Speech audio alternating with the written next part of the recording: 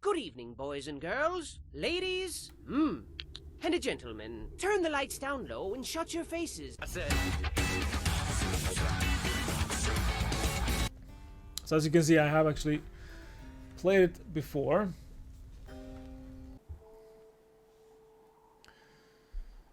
What have you learned about Supergiant Games so far? Great music, beautiful art style.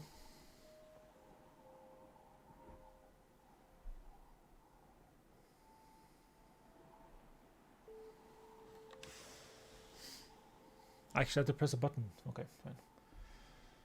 Also, I have my coffee.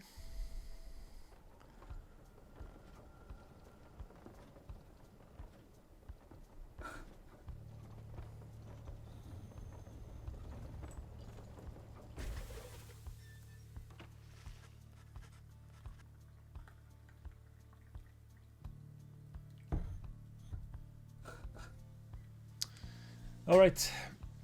Your days in the downside. So we can have a look at what downside is.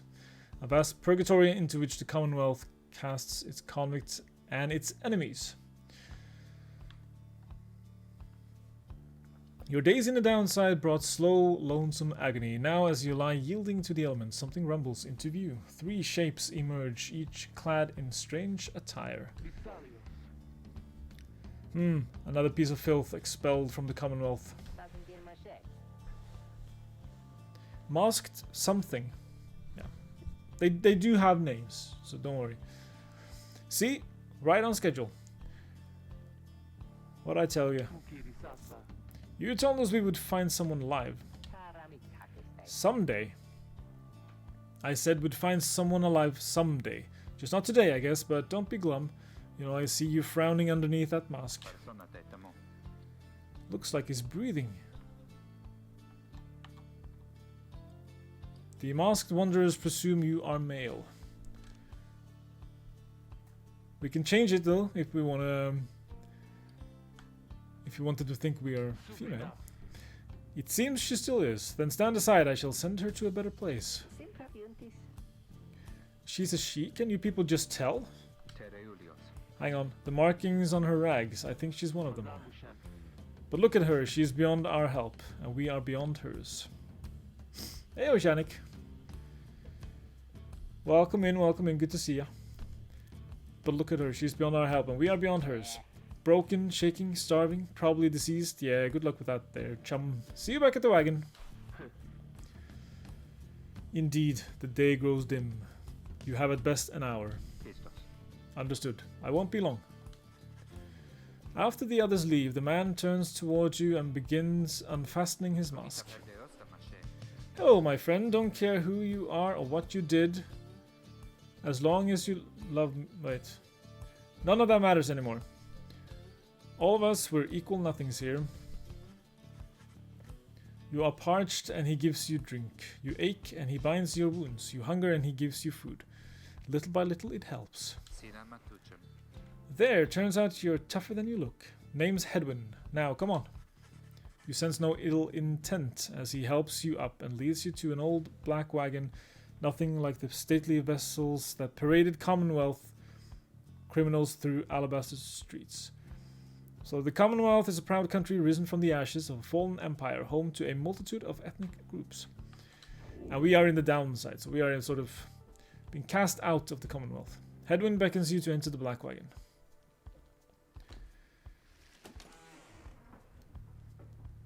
So this is sort of our hub, I guess, from now on. The weather-beaten wagon is as much a mess inside as out. You see the masked woman and the talkative creature taking stock of ancient-looking books. I'm back, and with a guest. She loosens the clasps on her mask. You may call me Yodariel. And as for myself, the small one struggles with his mask. Yodariel soon assists him. Ow! That is to say, you may regard me by the name of Rookie Greentail. Such pleasantries out of the way, the horned woman then motions to the others. She glances at you sidelong as she speaks. Can she do it? Hope so. I haven't asked her yet. What? Then what are we waiting for?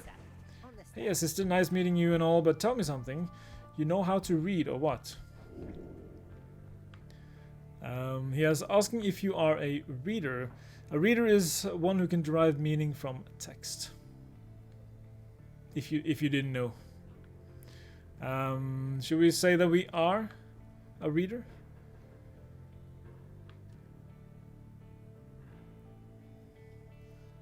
In spite of Commonwealth decree. So we say we learn something from the old ways in spite of Commonwealth decree. Which suggests that in the Commonwealth you're not allowed to learn how to read. We can deny it. Literacy is a serious crime. No one in her right mind would dare violate the law of the land. Who you are or what you did earn your sentence did to earn your sentence is no one's business but your own. Should we remain? Okay, we can remain silent. You stare back at Rookie but say nothing in response. He stares back for several moments, then grows angry. Silent treatment, huh? Now, don't you play dumb with us here, understand? Dumb don't have those kinds of markings. Those are something else. We know what you are. Thank you for the lurk, Okshanik. Reader, you owe us your life. We ask for something simple in exchange. Open one of those books back there and tell us what it says. Sorry to put you on the spot like this, my friend. The exiles indicate the books in her possession. This one.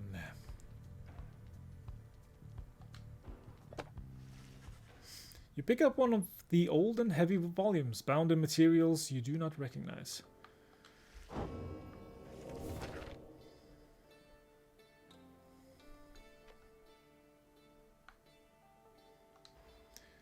Forward. A formal welcome and designed by the 8 scribes. There is a lot of reading in this one, by the way.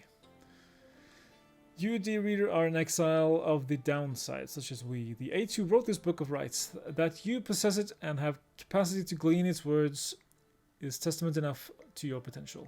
Thus we reveal a path from this forsaken place to freedom, a home coming in glory. Get Jubilee in here then, yeah. I should get her on a call. The stars themselves shall be your guide. At the turning of the year's first solstice, seek the nearest longitude beneath the brightest of 8 as they align as show. Arrive as a triumvirate, clad in the raiments of the right, bearing this book. Oblige the voice that tells you more. It's basically telling us of a tournament sort of thing. To perform the rites. That's what we need to do. It's a way to earn our place back in the Commonwealth. The book describes a complicated method through which exiles can return to the Commonwealth. The words swim through your mind as Hedwyn gets your attention. Well, friend, what does it say? But then your vision starts to fade and blur. You feel your body weaken and give out.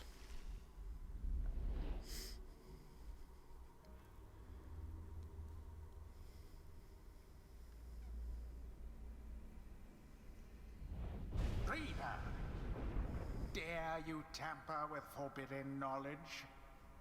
So soon after your sentence into exile.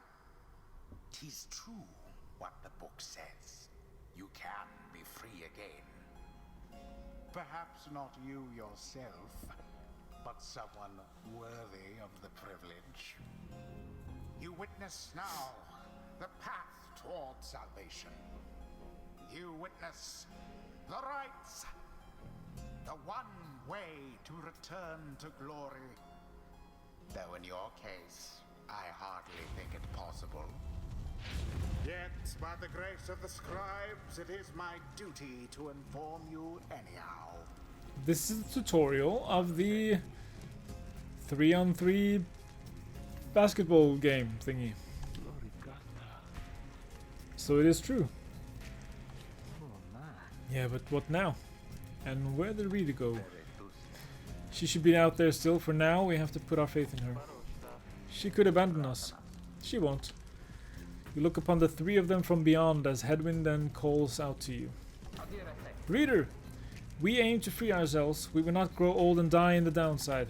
And now I swear to you, when we get out of here, you're going to come with us. But first we need your help. Show us the way.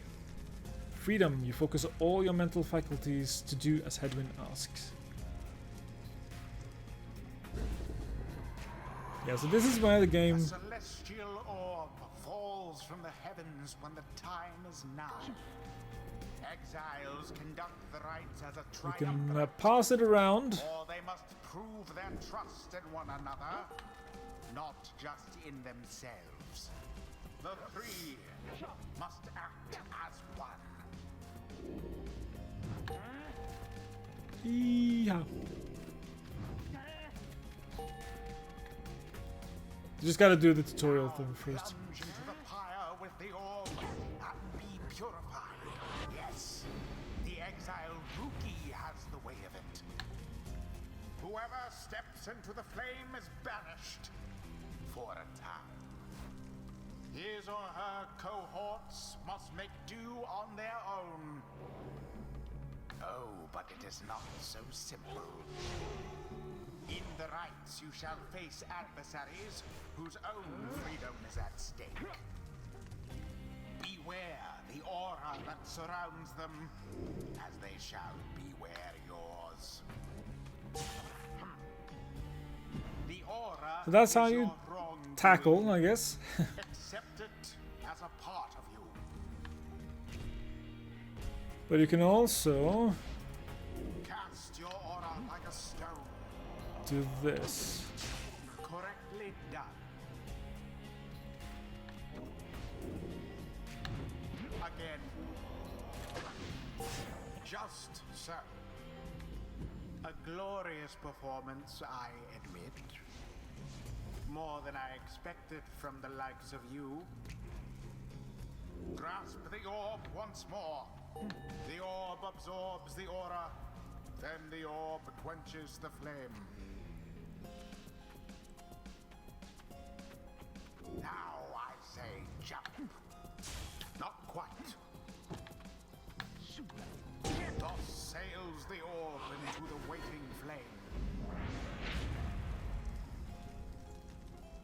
Oh, Rookie's back. That's good. Snuff out the adversary's pyre, whilst yours yet burns. Rookie plunged into their pyre.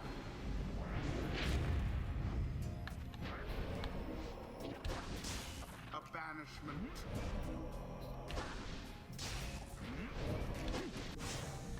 United in banishment. Magnificent.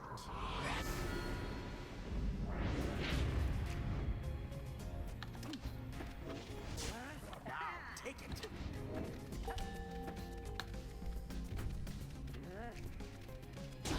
Their pyre weakens. Obviously not too difficult in the tutorial stage.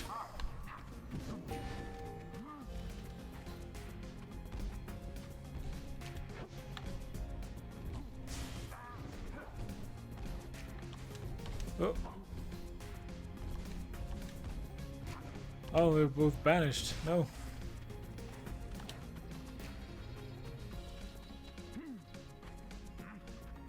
Yeah. The right is There we go. complete. There Don't worry, you'll manage to die nonetheless. As always, I have faith in you. Good, good. Thank you.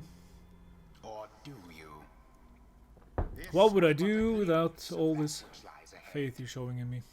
I would tell you to turn back. Cast down your hope. But all those such as you never listen.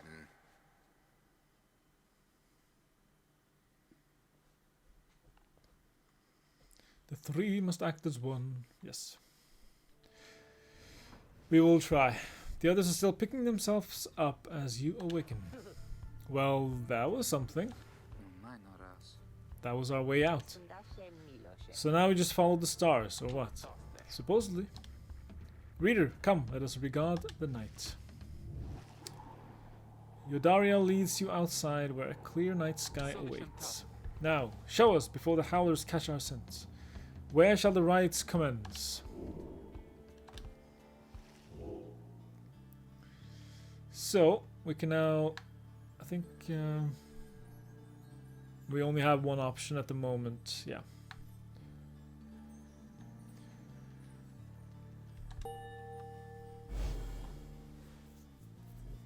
So each place that we go to, each star has a opposing team that we need to beat. 200 leagues due east, the Ridge of Gold. Great, and we're supposed to be there when exactly? Very soon, according to the stars. You should be able to arrive in time if you make haste. And we had best get started. Well, this ought to be good for a few laughs at least. What do you say, Jody? Yodariel turns to you, studying you. Reader, do not deceive us. Pray we make good use of our remaining time. What she means is, glad to have you aboard, sister. We're counting on you, my friend. See you inside. Freedom. The rights are the key. It is a lot to take in.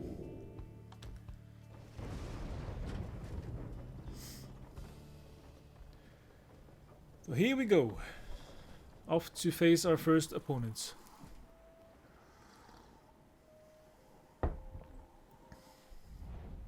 But there's also lots of stuff going on the way. Things that could influence the upcoming games. Downside Prairie, one of the downside's only verdant regions. You arrive in Downside Prairie where the road ahead is forked. There is a lack of consensus about which way to proceed. I'm telling you, we ought to take the northern pass. Got an associate holed up in Hollow Route I got to pay a visit to besides. Fee and your associate. Best we head to Blooming Pool and avoid attention. I mean, are you gonna disagree with that face? And those horns? And get stuck in a bog while we're at it? The dispute continues as Hedwyn listens for a while. What if the reader settled this? She marks the way, we get us there. If these rites are meant to test our faith, then we'd best learn to trust the reader's instincts on our path. No second guessing her along the way. Can we all live with that for now? Yeah, sure.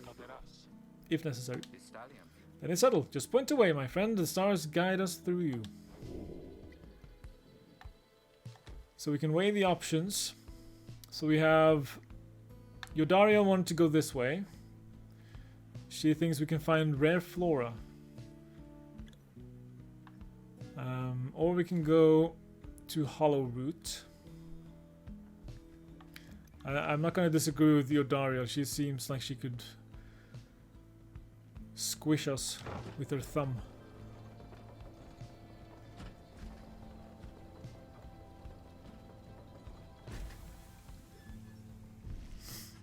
Yodariel offers to show you around Blooming Pool after she notices you staring at the bugs and vegetation near the wagon. Soon, something catches her eye.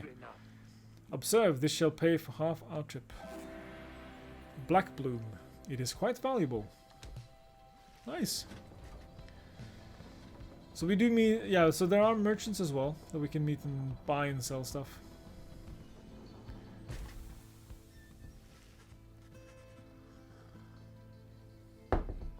The black wagon grinds to a stop at the base of the Ridge of Gold. The others ask you to assist with making preparations for nightfall and the commencement of the rite. Ridge of Gold. Okay, doesn't say anything interesting. Page revealed the first exile. So we can go in and have a look at the book.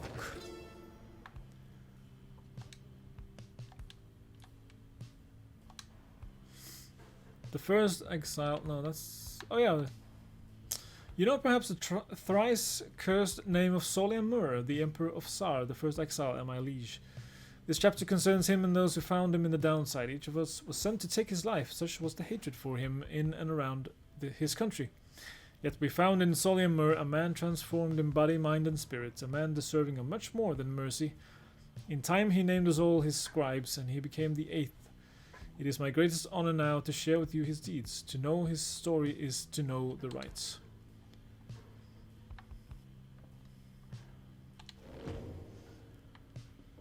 She seems to have something on her mind. Reader, Greentail here was just complaining how you opted not to take us up to Hollow Route.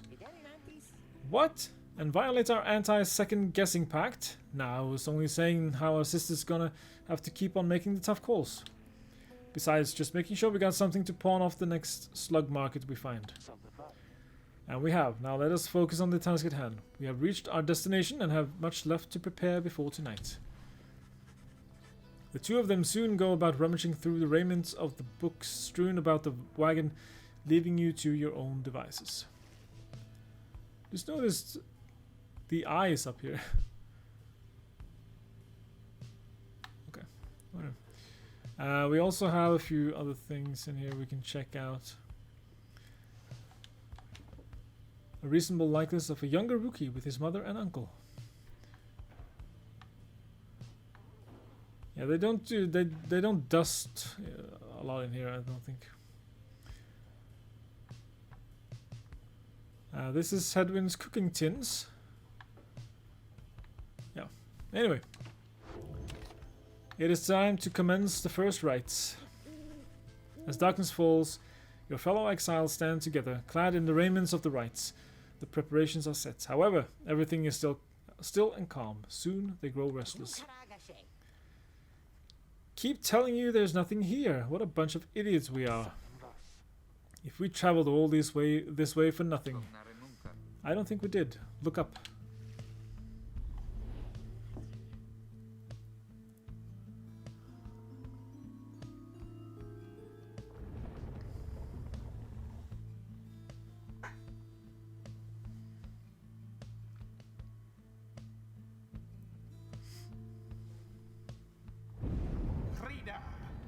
The stars align at last.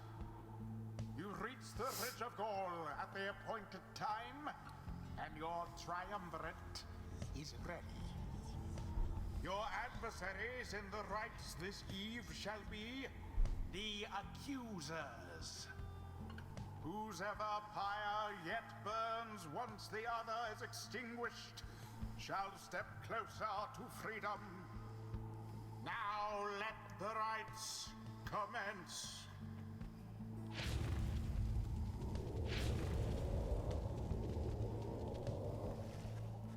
The stars are aligned and your pyre burns bright. Across from your companions appear several others also clad in raiments, your adversaries in the rites.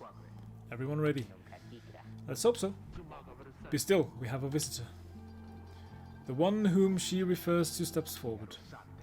At last, the Nightwings grace us with their presence. I see that the reports of your demise have been exaggerated after all. Even I was beginning to think you were gone for good.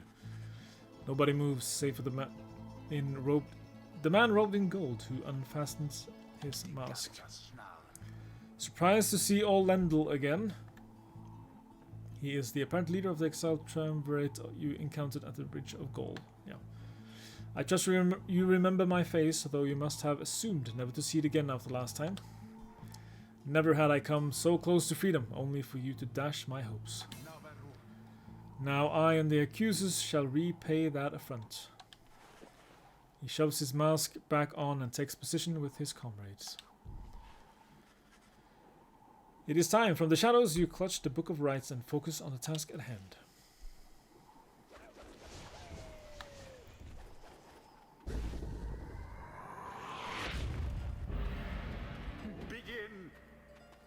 We have all these things in the way here, but Have the Accusers underestimated you? Your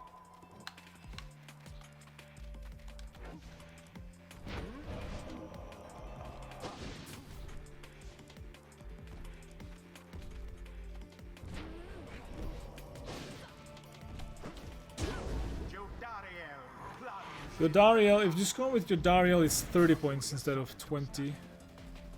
No, I shall not accept defeat from you again. Hear me, accusers, stand your ground, let your auras boil and rage. But this is kind of a tutorial battle, I guess. We're getting there, but they've hunkered down. Then we'll just have to run more circles around them. So this is just to teach us how to do this. That was not long enough.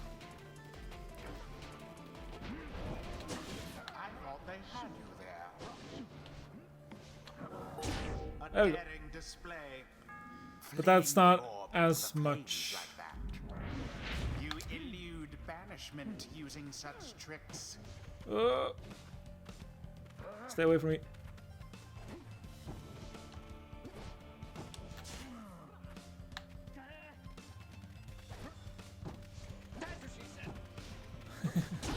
Rugi doused the adversary's flames.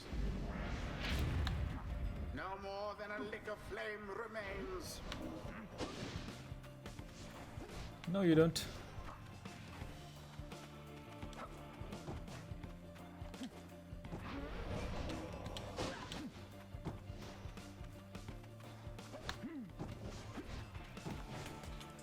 And it is done.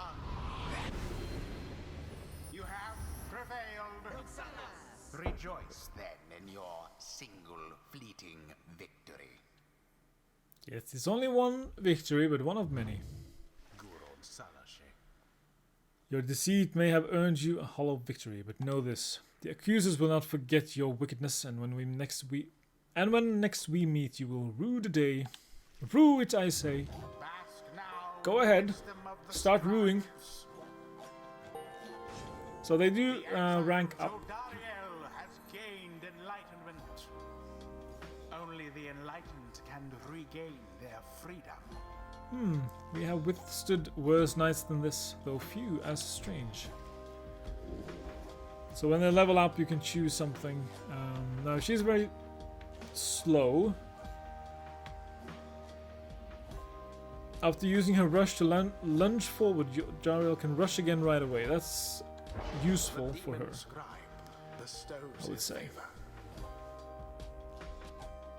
Okay. After the rites, the accusers disappear into darkness. As you return to the wagon, in the still night sky you see a single star burns brighter than the rest, beckoning you on forward. Or onward.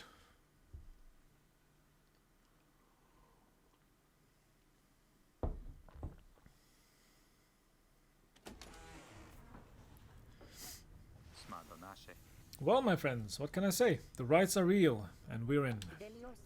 The Getting Out of Here Club. Next up on the agenda, keep chasing stars until we are free. Until we are free. Until we're free. Yes. Here, sounds fine. Might as well be us instead of Lendl back there. Anyway, guess we better start packing. As the others go about their business, Hedwyn turns to you. Reader, come walk with me while the stars are still out. You and Hedwyn walk in silence for a time before he speaks up. You have questions? Come, ask away. We need you in on this for the long haul. Hedwyn wishes to know if anything is troubling you.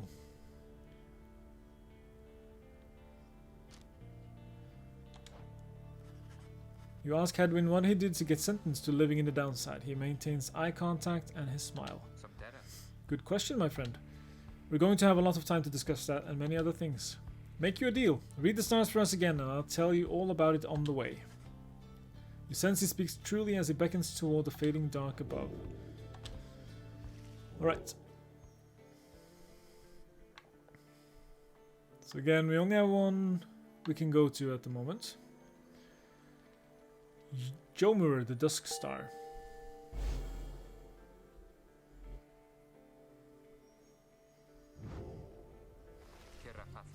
That's a long way north and west. We'll see if these old wagons fit for it. Then he turns to the others. How's it going, rookie? Imps fed, wheels clan. Clean. Status, Jody? No sign of howlers. Everything is secure. Good. Then get some rest. We're headed to the spring of Jomur. At dawn, we're off.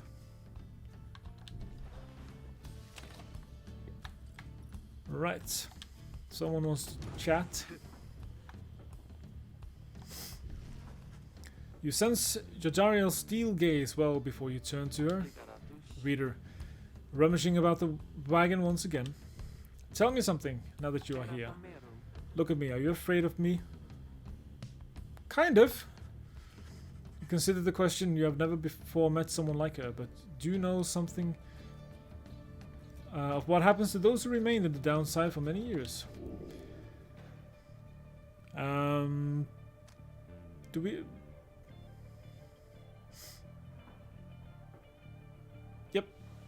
I'll just be honest.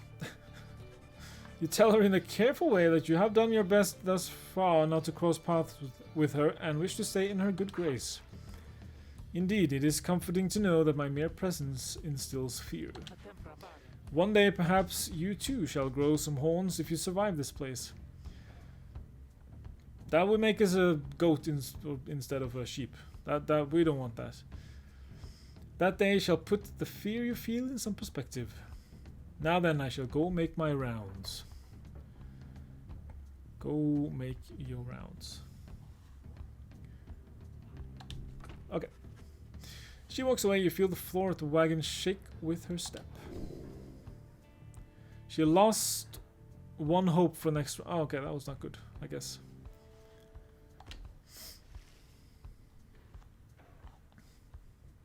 Oh well. Continue.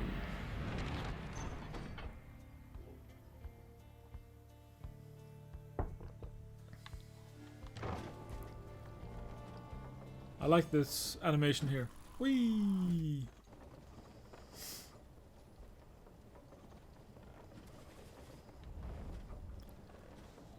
Yomur Valley.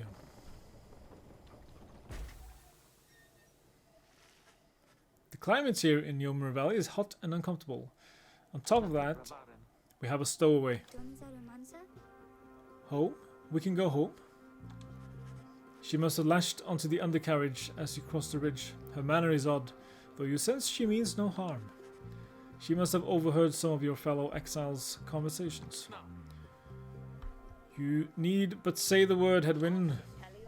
Oh, come on, you can't be serious, Jody. She's just some kid. You managed to climb aboard our wagon undetected, but still. Do it, Jody. Dodario approaches the girl and looms over her. Listen to me, girl. We cannot guarantee that we shall get you home, or any of us, but at present we have room for you and adequate provisions. You may accompany us for the time. That's not what I expected her to say. Dodario leaves without awaiting a response, presumably to make room in the wagon for your new guest. The stowaway is overjoyed at this. Really? You are so kind. You are most kind to someone you just met, like me. May the 8 scribes smile upon you all. So the 8 scribes, some revere them as gods, believing they bound themselves to exile so that others could live free. She claps her hands, bursts into laughter, and performs some sort of dance. Rookie stares at all of this and leans in close to Hedwyn. Hey, so, what gives? First the reader, now we're taking her along? Well, we're gonna take in every might-bitten drive imp we find now too? Easy, Rookie. I think he'd want for us to bring this one along. Who? Sandalwood? Yeah, we don't know who Sandalwood is yet. I thought you said he asked we find someone to fit in every type of mask. Near as I can tell, yours would fit her just fine. He asked that we use our best judgment. Besides, we send her away she'll go telling anyone she finds about us. We can't risk that right now. So, can I come in? It's very hot and I'm a little thirsty and a little tired too. Yes, you're welcome here with us. One question though. What do we call you?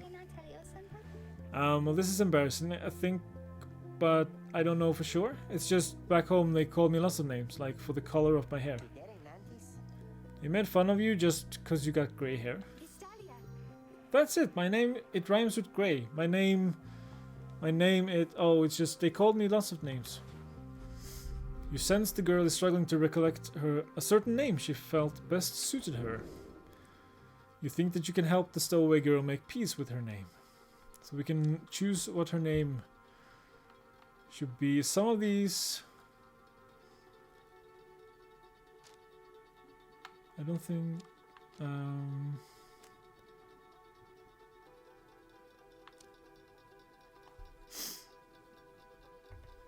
well, hello, Pizzy. How are you? Welcome. No reason to apologize. Thank you so much for joining us. We're trying to choose a name for this girl. It rhymes.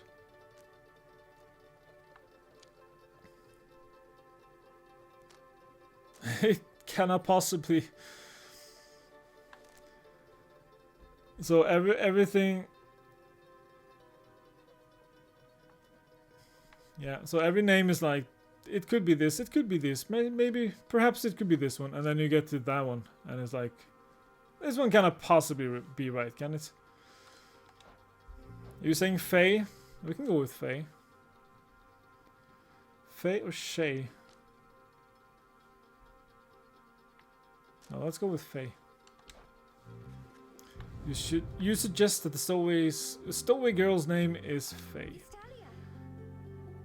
Why, that's it. My name is Faye.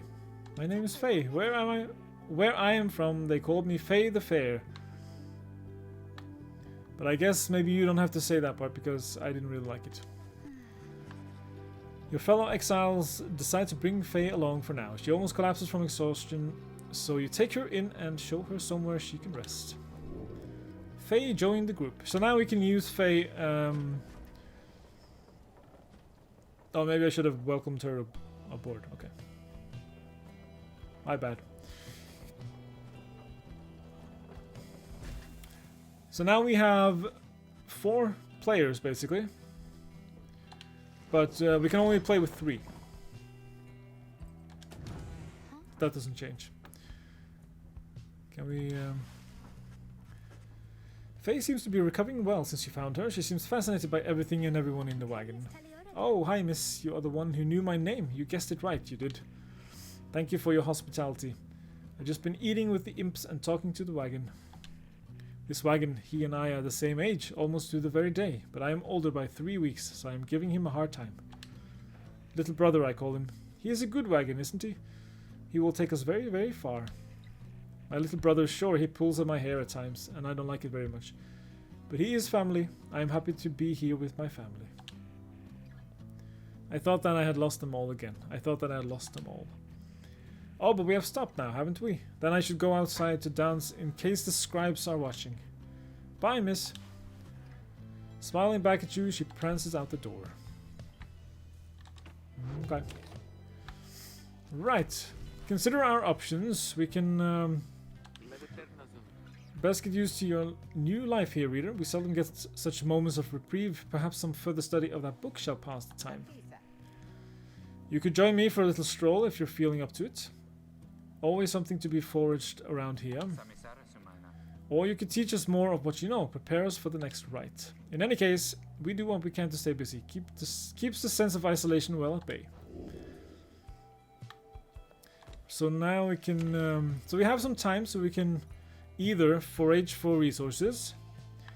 We can study in private. Own your skills as a reader to grant small global bonuses to your fellow exiles during the rites. Or we can mentor a companion. So we can basically help one of the players level up. We could use this one to, you know, get Faye up to speed a little bit, since she didn't, you know, or we can help one of the others level up. What do you guys think?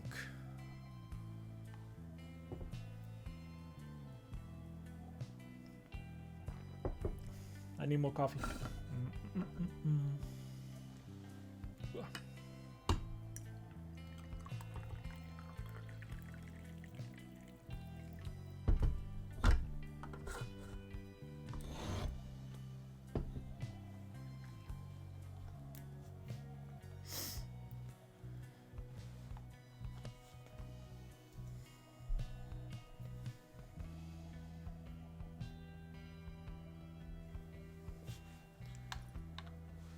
We can go with I'm sort of curious about this one. Let's try this one. So we go into the book. You find a relatively quiet clearing to study the Book of Rites with undivided attention. Through greater understanding comes the reader's influence. Attribute bonuses you bestow on all of your fellow exiles who participate in the rites. Focus on which aspect of the Book of Rites. I'm gonna go with quickness, because that seems to be very important in these games. You concentrate on your knowledge of the 8 scribes and how together they compose the Book of Rites, among their many feats. Inspiration comes to you in a flash, whether from the book or from within, you cannot tell. You gained Reader's influence. Celerity.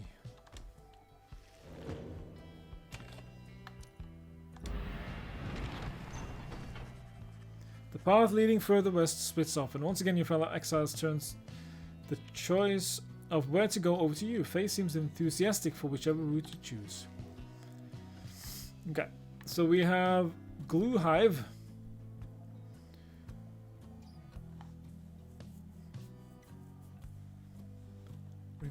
Okay, or Fall Flat. So swift or strong, basically. I'll go with more swiftness.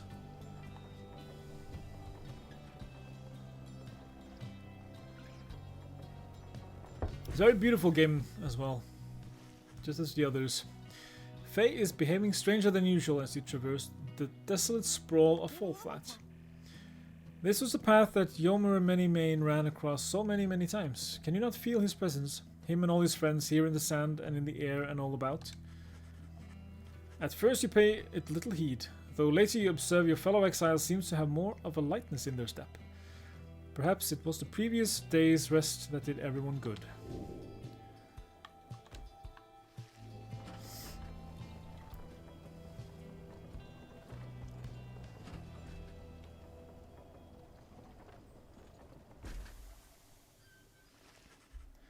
En route to the spring of Yomer, you hear all about the roving slug market, which appears to be nearby. Rookie insists you take a look after you settle in. We will. So here's the merchant so we can trade with. Mr. Greentail, been a while and all that. Hey Ron, it's going. Say, how come you've set up shop all the way out here? Isn't this a little out of the way? Oh, well, let's just say you guys, you aren't my only customers. You see, Dad and I, we know this business pretty good. We've been around the block, and so... as Ron keeps blathering, Rookie signals to you in a fertile way. Here's the deal, sister. Got an informant says there's something here connected to this Wright's business. If you see if you can spot it, should be able to pawn some of our stuff to make the trade. And don't even worry about Falcon Ron. So anyways, you guys got something for me or what? That black bloom you got there, I could take it off your paws if you want. So we are going to trade this. Yep. So now we have 40 in total.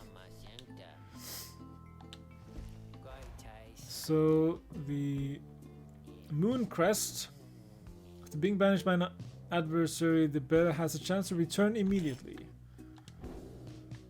Proceed. That's a one-of-a-kind thing you got. Thinger you just got there, you know, and you got yourself a real good deal from me as well, so thanks.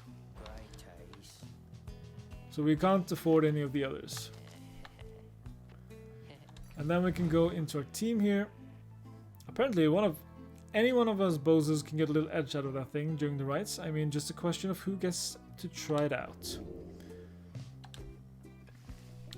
So I'm gonna give it to him.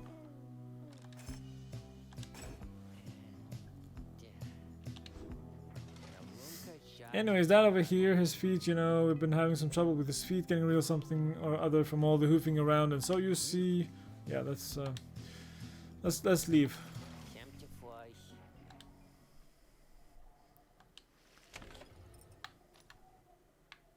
Someone wants to chat. Oh, we can, let's see, do we have a...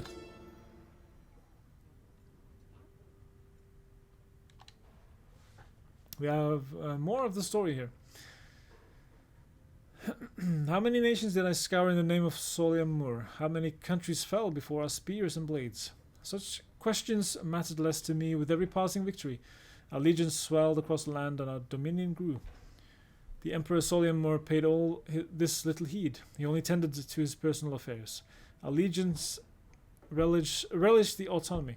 We did not know that the Emperor cared nothing for his legions, nor his people. He cared only for that which was before him. One day he learned of such a thing as to befit his name, and vowed to seek it out. What is up? Hedwyn motions for you to join him. While his manner is as easygoing as ever, you sense he is searching for the right words to what he is about to say. You asked what I did to get thrown in here. Figured I'd tell you. The others know. I was on the blood border for several years. The northern edge of the Commonwealth is a flat and vulnerable expanse. Okay. An outrider, no real rank, but a pretty important job. Whenever the Harps swooped in, and the Harps is a winged race also known as the High Wing Remnants, at war with the Commonwealth. Whenever the Harps swooped in, it was up to me to raise the alarm. One day the Harps came without warning, no alarm. It was a slaughter. So I heard, because I wasn't there. I was with one of them. Look, that's a story for another time. The point is, they branded me Hedwyn the Deserter before they sent me here. I didn't want to fight. I abandoned my post. My friends, they paid dearly for it. I ended up down here. Hedwyn looks at you as his smiles reappear. It's not something I like to talk about, as you can tell, but I know that you've been wondering, and you deserve to know. Well, thank you for telling me, Hedwyn. I made a promise to you earlier when we first met, that you'd go free as well if any of us go free. That promise might not carry that much weight, I guess, coming from a deserter. Anyway, that's all. Thank you for hearing me out. There's not much good here in the downside, but at least the past is behind us. He leaves you there to consider his words.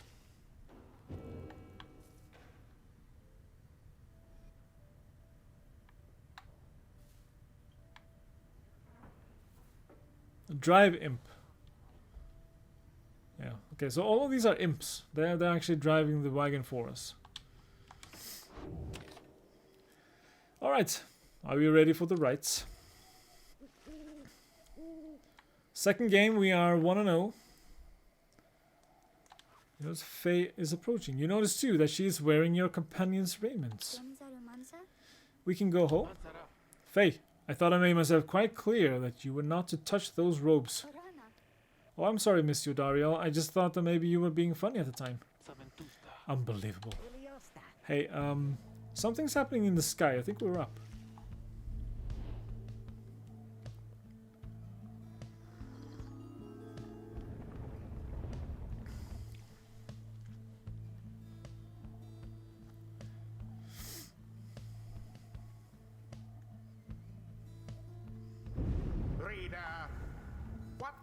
You to the spring of Jomir. Why, it must have been the stars.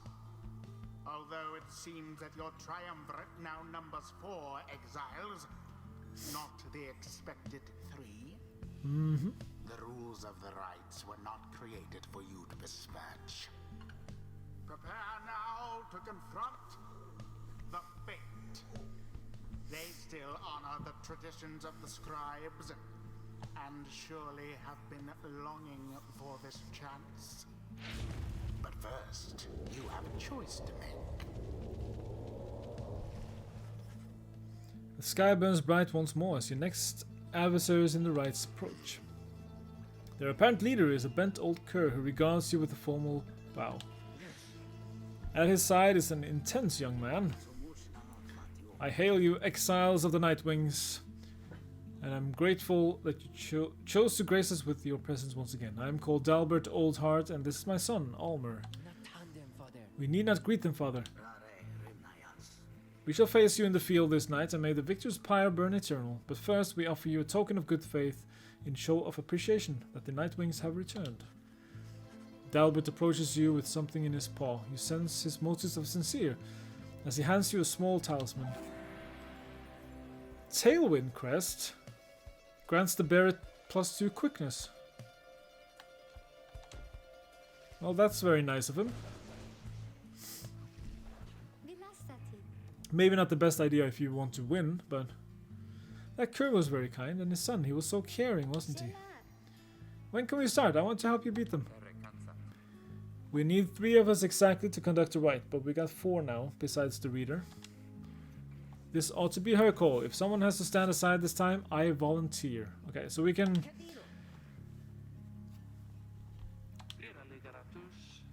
Who shall it be? Okay, so we have to choose who gets to play this game. And since he volunteered to sit this one out, I'm gonna let him sit this one out.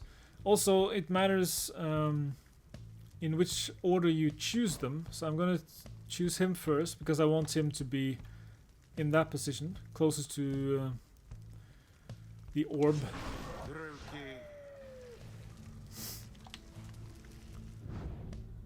And then we need...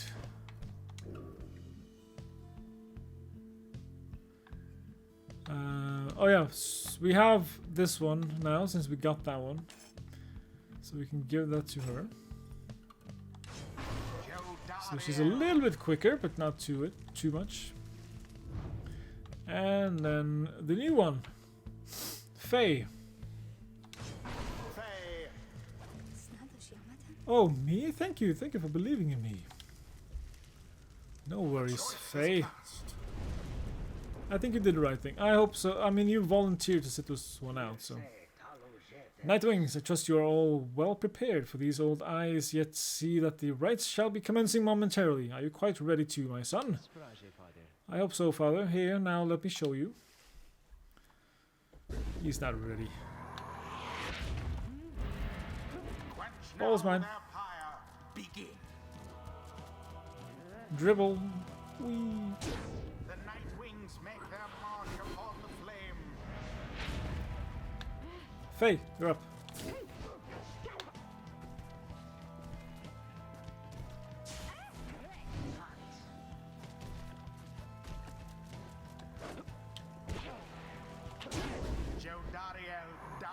So, if you score too quick though, you may end up with only one player on your team.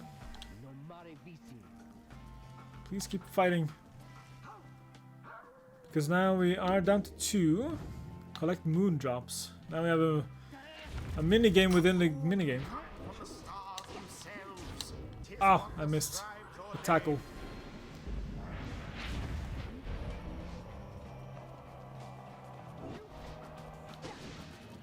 I missed again. That one almost got through. Rookie doused the adversary's flames.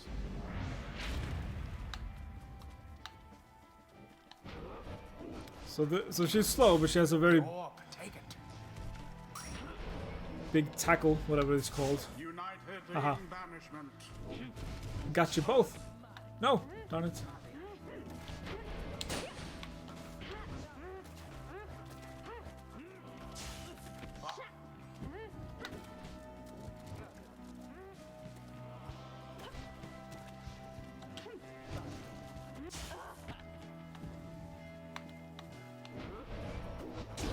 There it is. Okay, I need more moon drops. The orb. No. I want the moon drops.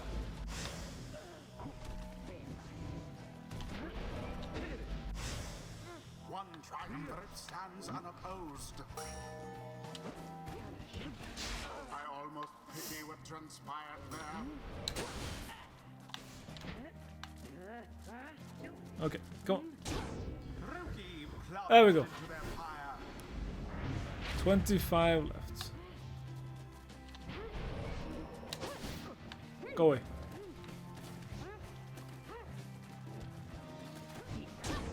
Remember everything that you hold dear. Okay, one more score and we should be good. Good. The ceremony. Darn it.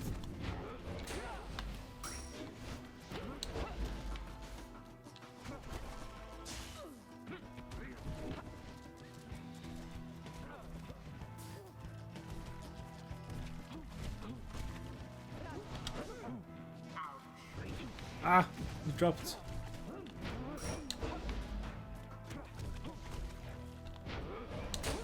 Stop it right there. Okay, time for rookie. Yeehaw. And it is done. It is done. The night We are 2-0. prevailed. It was a glorious performance, I must say. Perhaps you shan't be quite so fortunate next time. Well, we did let them score us a couple of times, so I guess we won. Yes, rookie. Indeed. I wonder what happened to the Fate. They seemed so nice, didn't they? Exiles of the Nightwings, the dawn is yours, and may you earn your freedom. But father, the dawn might have been ours. We failed, and I have failed you. Nonsense. We are the Fate. We do what is ordained and nothing less. Now let us go, my son, for I am weary once again. There is much to learn from this experience. It seems the exiled rookie opened up his eyes. See that chum's old rookie Greentail's got some bite in him yet. Bite in him yet. Crying out loud. You can jump a second time while airborne. That sounds cool. And that also opens up faster sprint speed. 50% chance to return in only 1 second. That could be very useful. Deals an additional 5 when plunging into the adversary's Pyre. Casts his aura 50% farther than usual. Okay, I think we go speed for now. From the Alpha Chief himself. Yeah, didn't guess so. Until the next Excuse me, I mean, would you excuse me for a moment, do you think? You're one of them? What do you want? Father needs me. Oh, I'm sorry, I think that I forgot what I was going to say. I'm so embarrassed. What's the matter with you? It is against the rights for us to even speak like this. I did not know that, I don't think. No one said anything like that to me, but then all this is very new to me, and so I thought maybe... You cannot be serious. Yes, I mean, I like to laugh a lot. And you, how about you? This is a Nightwing's trick. Father told me not to speak with any of you. But I have to go. Wait, Almer, wait, I think that was your name. Was that even your name?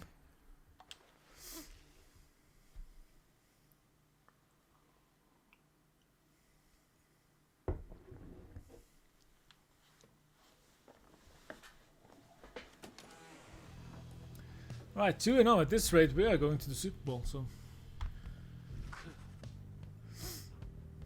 As you return to the wagon after overcoming the fate, you notice Yodariel's tense up and frown.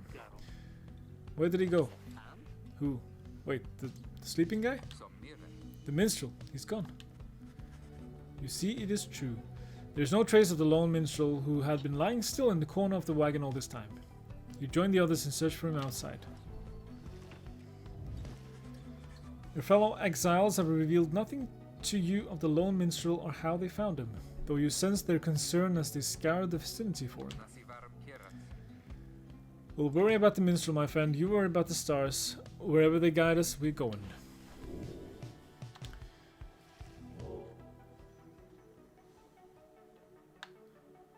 So, yeah, still only have one way to go. Haub, the Midnight Star.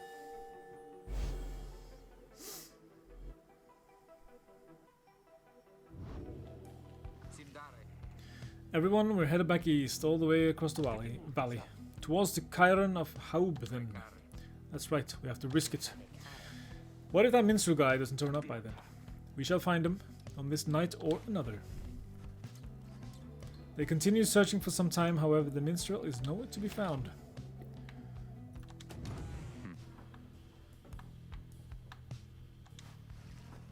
After having prevailed against the fates in a decisive victory last night, you find Hedwin off on his own. You sense he wants to talk about your decision to exclude him from conducting the rite. I guess we'll have some tough choices to make before all of this is over, my friend. Just been thinking about that.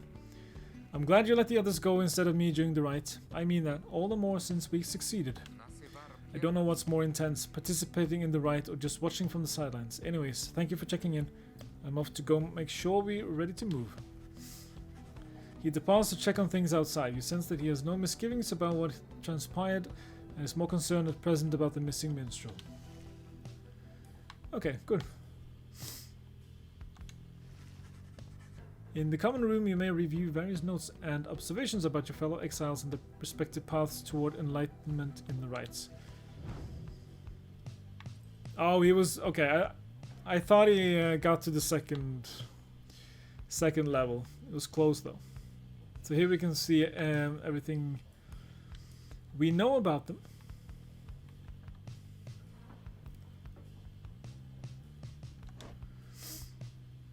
But we don't know too much about her yet.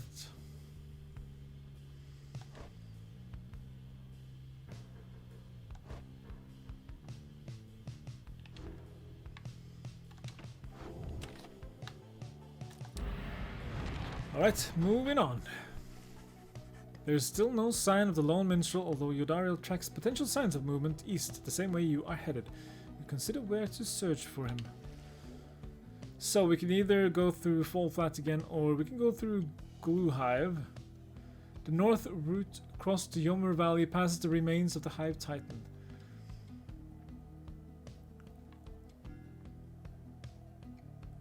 Let's try Glue Hive, since we haven't gone this way before.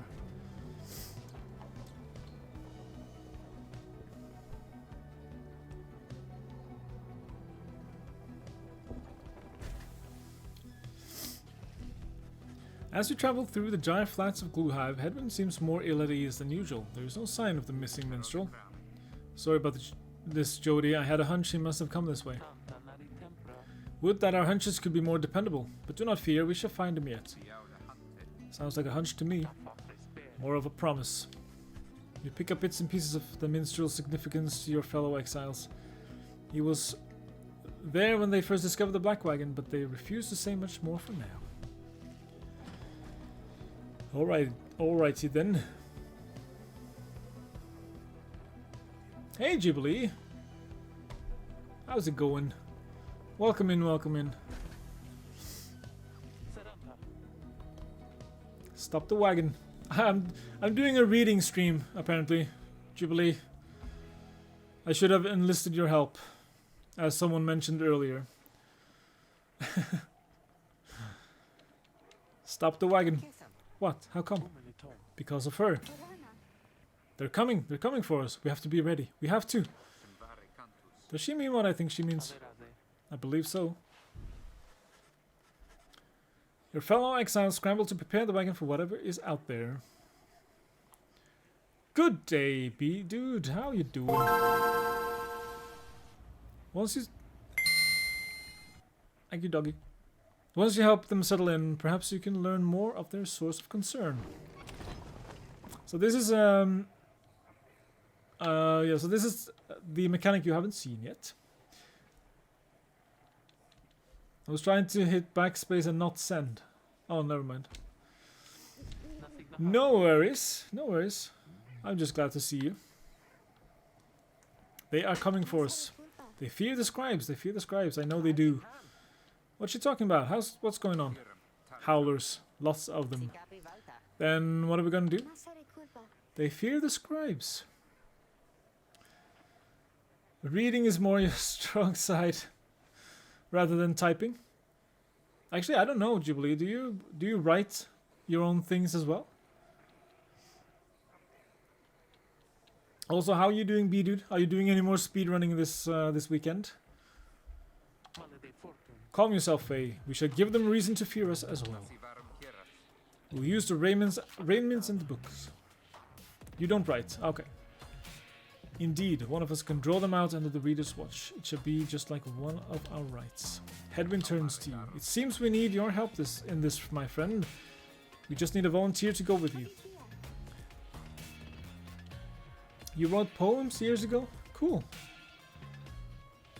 That's nice. Years ago, when you were 4 years old. Now, more so practice and notes for speedrunning. Monday back at it. Okay, cool. How much time do you spend on just like practicing and finding new ways to do it, I guess? Quicker ways to do it. In my 20s, so 2 years ago. I will do it, miss, please. You have to let me, and the scribes, they will protect me. I know they will. Okay, Faye. Yep, that's... I'm good for that. Okay, so this... So we have these howlers in the downside who may attack us. Haven't practiced that much lately. I'm learning Final Fantasy IV at the moment as well. Usually learning takes a lot of time before I stream it at all. Ah, okay. How many games are you trying to speedrun at the moment? Because it seems like you have quite a few now that you can speedrun. Oh, by the scribes, they're here. So basically, we have to get rid of the cute little howlers. I mean, they look cute anyway, don't they?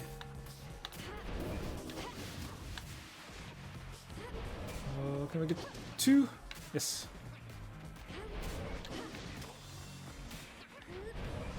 So they are trying to... Oh, no.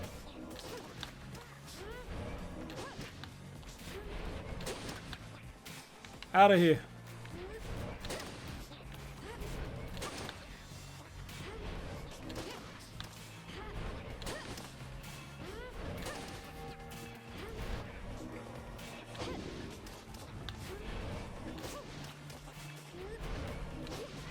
Oh, I missed.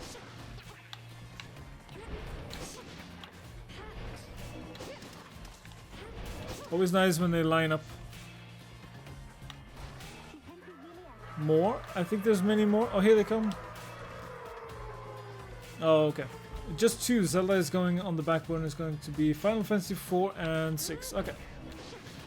Yeah, but you can, you know, you can jump into Zelda at any time and do some speedrunning if you wanted to, right? So you can always have that as an option if you feel like it. No, stop. Okay. Now there's too many of you. I'm gonna let him go.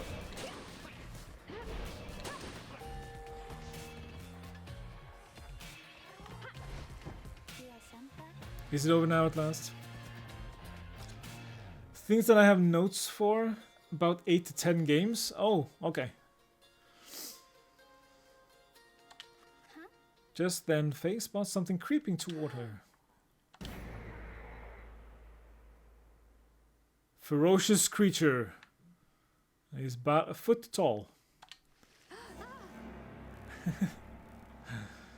It's good to have options, though. You can switch around a little bit every now and then. If I was ever going to do any speedruns, it would just be very casual, I think. Just to have something fun to do in a stream. The howling subsides as your fellow exiles scramble out to check on Faye. You find her in one piece, along with an unfamiliar little face. Isn't he the best? Can we keep him? Okay, no, not yet. You sense a depth of experience in this creature, at least judging by Drive Imp standards. In fact, you feel a connection to him. If you concentrate, perhaps you can derive some meaning from his calls and screeches. The Drive Imp seems both excited and frustrated.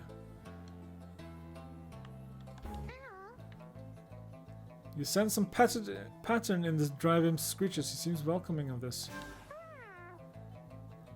The Drive Imp seems to have history with your Black Wagon. You are beginning to understand him.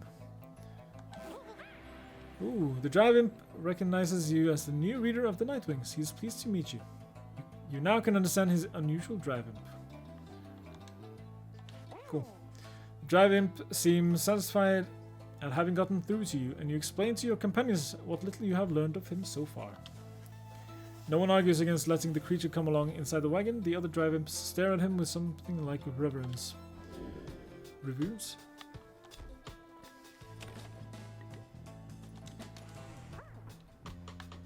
Well, hello there. He rushes right up to you. Your new imp companion seems very pleased to be in the wagon. He indicates he was able to find you thanks to the swarm of howlers. He has no love of howlers, and they know not to mess with him either. He plans to set up a nest that should ward off any further trouble from them. He looks forward to the road ahead with everyone and believes it shall be worth it. He seems to be saying he is happy to be back where he belongs, and he urges you to keep going. Okay, cool. Continue on, shall we?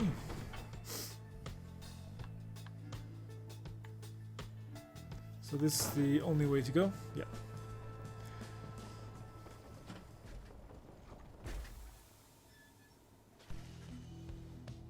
Hedwin orders the wagon to a halt somewhere in the dry flats of Yomiru Valley. There's someone on the road, be careful everyone. The figure watching the black wagon from afar approaches, arms spread wide although a hat and cloak conceal the figure's features. Then the imp rushes out toward whoever it is. The imp is very riled up at the sight of whoever is approaching, though in an almost joyous way.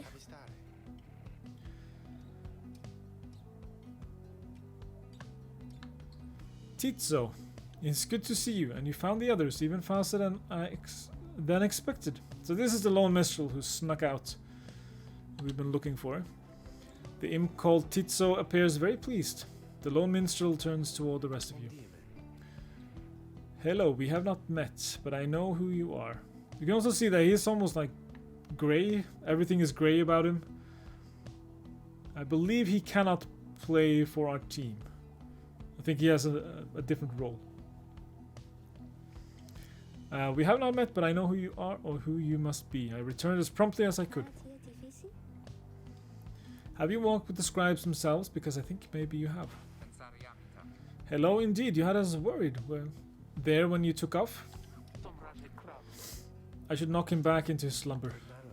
I did not aim to cause you such concern. As soon as I awakened, I had to notify my client that the Nightwings have returned. Your client? Aye, my client, Sandalwood. He is your point of contact, as I understand. You did not find his wagon by mistake. So what now? You continue down the path. That is why I am here. When we meet my client, he shall explain. For now, you have a job to do. I assure you that I shall not interfere. But I mean to accompany you. Would that be all right? Hedwin and the others exchange looks. Welcome back, minstrel. You got a name? I am sometimes called Tariq. It is a pleasure to meet you, Nightwings. The lone minstrel returns to the black wagon with your fellow exiles.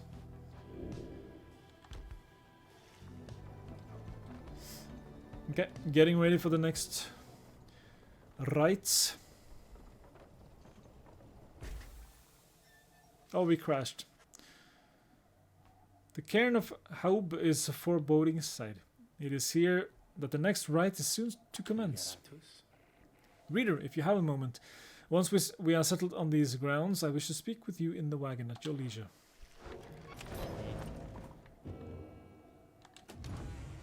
Yes, so the lone minstrel Tariq's musical instrument in which the chronicles great deeds through song. Using it, you may hear glimpses of your past experiences across the downside. Oh, that is kind of cool. Okay, we'll look at that later. We have a new page.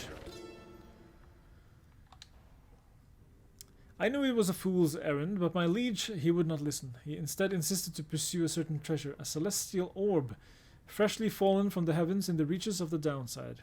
He would be a living legend, if only he could grasp it. Whispered in his ear that Kylmer Ropecaller, his elder and most trusted aide. Would that I slew that man myself.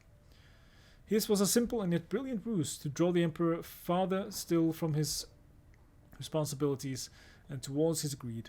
Thus did the Emperor begin an expedition into the Forsaken Lands. He insisted that he go himself.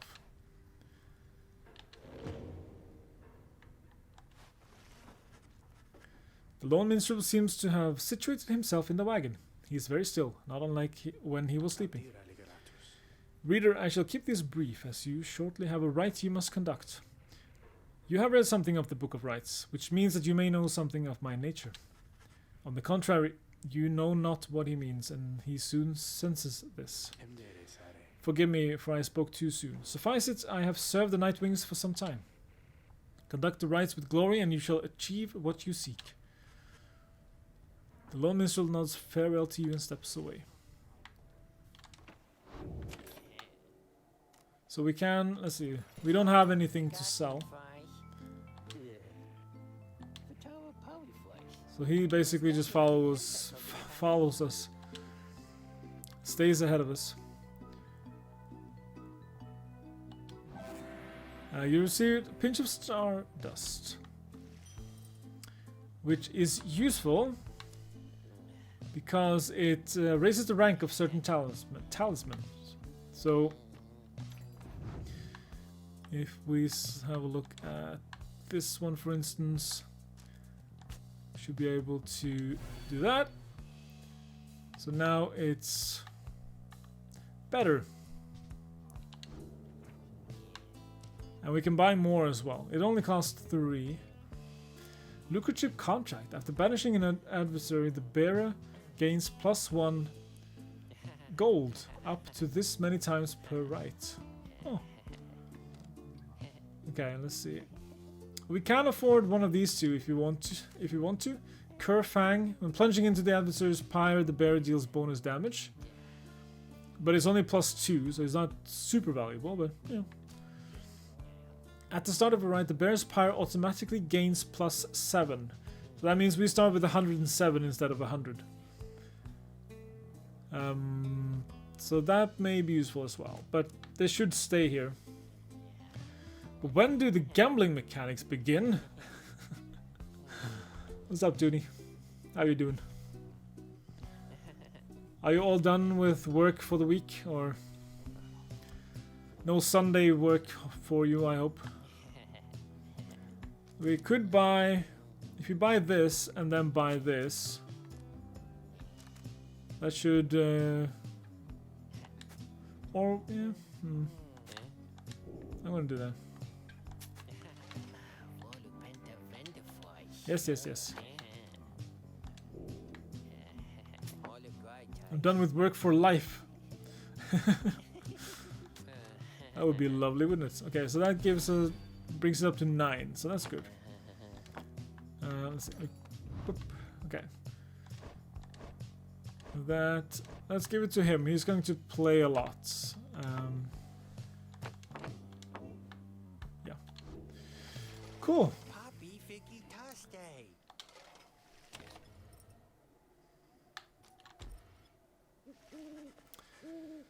Yeah, I'm done with work as well, to be perfectly honest. You and your fellow exiles gather around the sacred site known as the Cairn of Haub, anticipating the hour that the rites are to commence again. You actually had today off? Oh, lovely.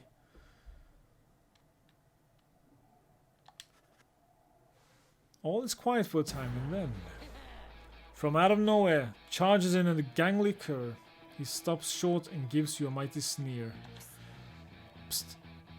That's Barker Ashpaws. Real piece of work. Just don't make eye contact. Oi, well, would you look at this lot? Even got one of our own. Consorting with the two-leggers. You're a disgrace there, mate, you realize. Good to see you, Barker. You're looking well. Didn't know you knew about the rights.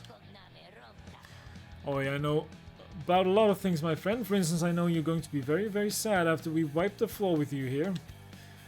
Don't know whose back you scratched to earn yourself a spot on the high and mighty Nightwings there, but I'm going to make sure all of you regret it, because why not? Sounds good, sounds good. The cur Barker laughs away as his pack stumbles after him. You hear them howling and cackling as the stars above begin to glow. So what have you been up to on your day off? Just relaxing?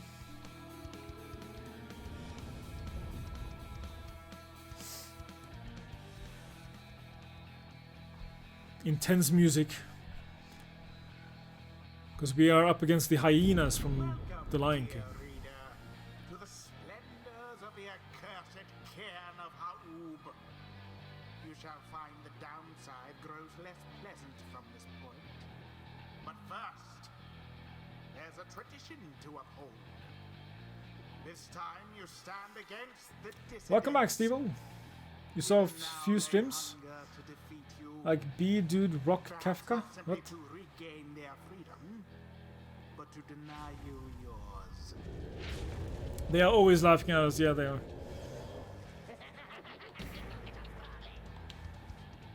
Then Rookie pulls you aside. Look, sister, I don't know how to say this, but I can't go against these guys. Just trust me on this one, okay? You sense he means it. You make a mental note to ask about his history with Bark whenever time permits. It's alright, Rookie, we can take care of them. Begging your pardon, but if you need another to stand at your side this night, I have someone here whom I would recommend. Do not be coy with us, minstrel. Down the ropes if you intend to stand with us. Oh, I did not mean myself. The rights are not for me. I was instead referring to this little one. Hey, Kanth! How's it going? Welcome in, welcome in. Thank you for the hydrate.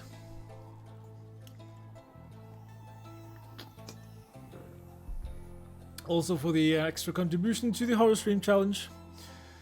We are up to 87%. I'm starting to feel like you're serious about this thing now.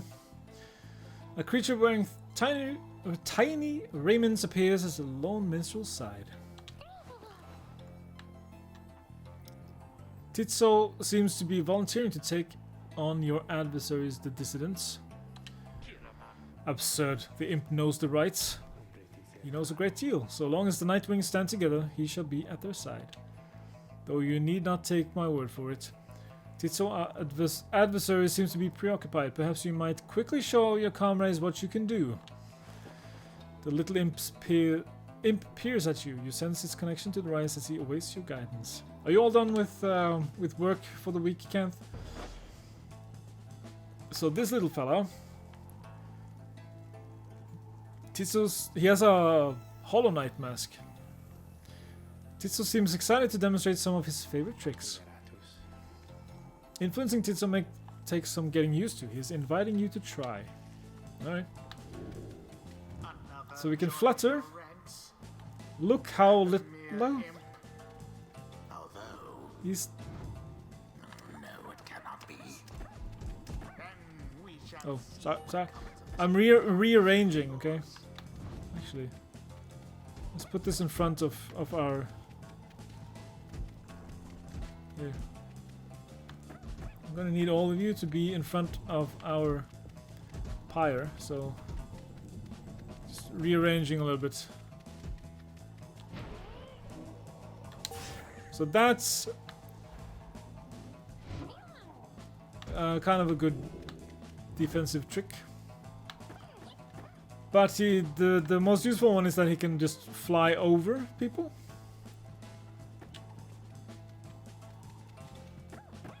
So he can be quite useful. Whee. Alright. So I also don't think we can use Rookie. I kind of want to, but even though he says he doesn't want to. Who shall conduct the rites? Now let us get started. So yeah, I think he is unwilling. So we are going to remove that from him for this battle. I think I'll head out. Week was not the best. I think restocking on sleep might be a good idea. That sounds good, Birkeles. I hope you have a good night's sleep. Thank you so much for hanging out. I appreciate that. Let's put him on the front line. See what he's all about. And him. Yep. And yeah. Means missing this game, but I'm really tired. Yeah, no worries. No worries, no worries. And there's also the VOD, or if you want to catch up on things. And we will continue this tomorrow, so. Time's up, you swill. Come on, boys, let's get them.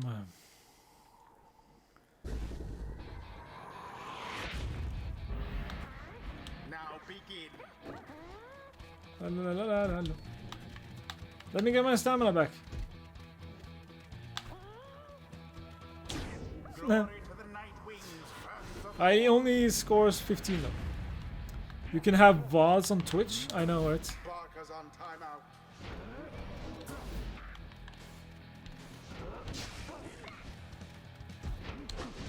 Ah, I missed. Darn it.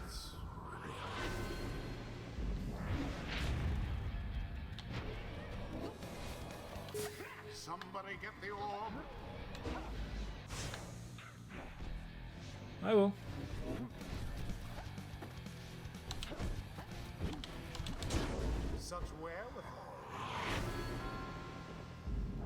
So whenever she scores, it's 30 points. Oh, you missed, you loser.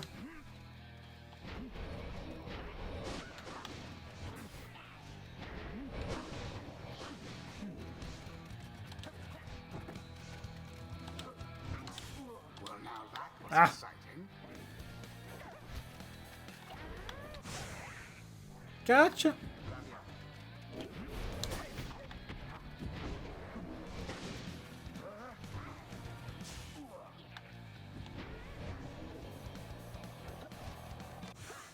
Try to enter my domain. Try to enter my domain. No.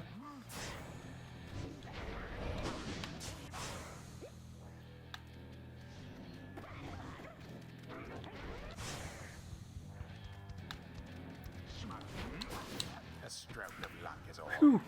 That was close. Okay. No more messing about.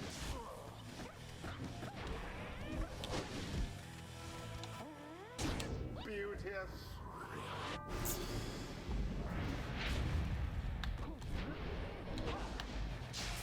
Such chaos.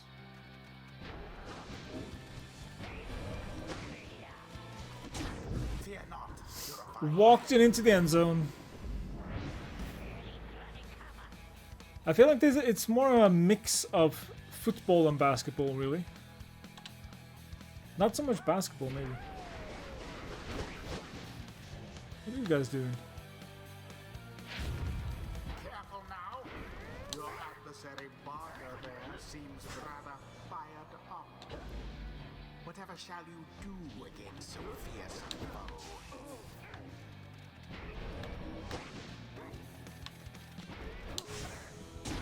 No, I missed him. You are What about basketball? I'm just saying this game feels more like one triumvirate stands more like opposed,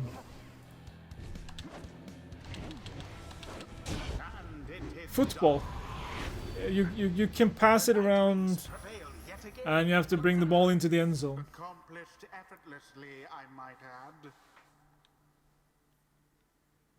The ceremony is Basketball? complete. I thought it was a typo. Sorry. I should remember that you never have typos. Titso is excited to prevail in his first ride with your group. That ought to show them. But there's no baseball in this one though. Footsketball. Anyway. Well, I'll be a heaping ball of dung. Oh, okay. Yeah, I know what basketball is. But there's no baseball in this mini game in here. That's what I'm saying. Anyway. I just can't believe you shoddy lots showed us the what for like that. My boys and I will have to take you just a tad more serious next time. Then this game sucks. Okay, yeah, that's fair enough. Come on, boys, get your sticks. Hit the orb. Till then, you just be sure to tell old Rookie Greentail that yours truly, he remembers everything you hear. The rites do tend to teach something Okay. of trust. Hey, Groovy, how you doing? Welcome. Hello. I think I'm beginning to understand something of all this, my friend. Choose a headwind mastery. So he is leveled up, so we can have 50% more stamina. That's very good, actually. We can go with Headwind and his allies regenerate stamina twice as quickly as usual. That's pretty good as well. What do you guys say? Stamina or stamina? Type stamina in chat now to vote on stamina. It's going well, thank you, Groovy. It's going well. I'm glad the work week is done. Because it was a bit of a rough one, but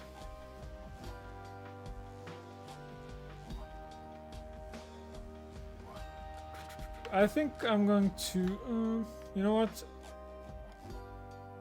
What is the best follow-up here? While bearing the orb, Hedwyn and his allies move with and past the orb more quickly. Hedwyn... Stuminu? No, not in Canadian, B-dude. Let's stick to English here. Hedwyn and his allies may instantly return banished allies by moving to where they fell. What? If Hedwyn jumps into airborne adversaries, he banishes them. Ooh, that's kind of cool.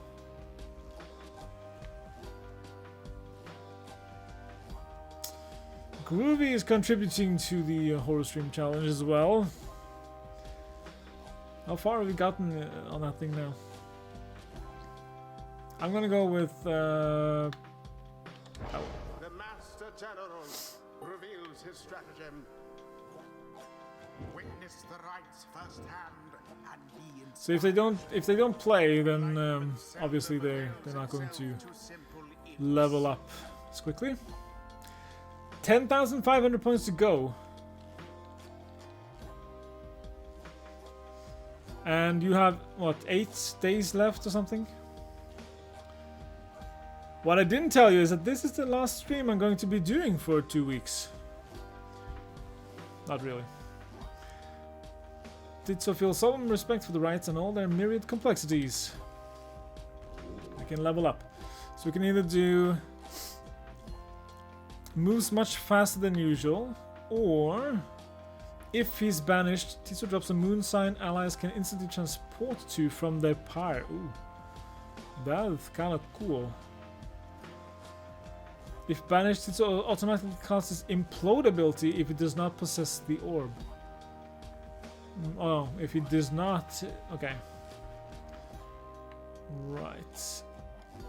Tiso's implode ability can banish adversaries in a much wider area. That's useful. Yeah, I'm gonna go with that one. 'Tis the influence of the imp scribe. Yes, 'tis the influence, yes. Until the stars align. Splendid was your guidance of the Nightwings, Rita. Your fellows are fortunate to have found one such as you. May you find the freedom that you seek.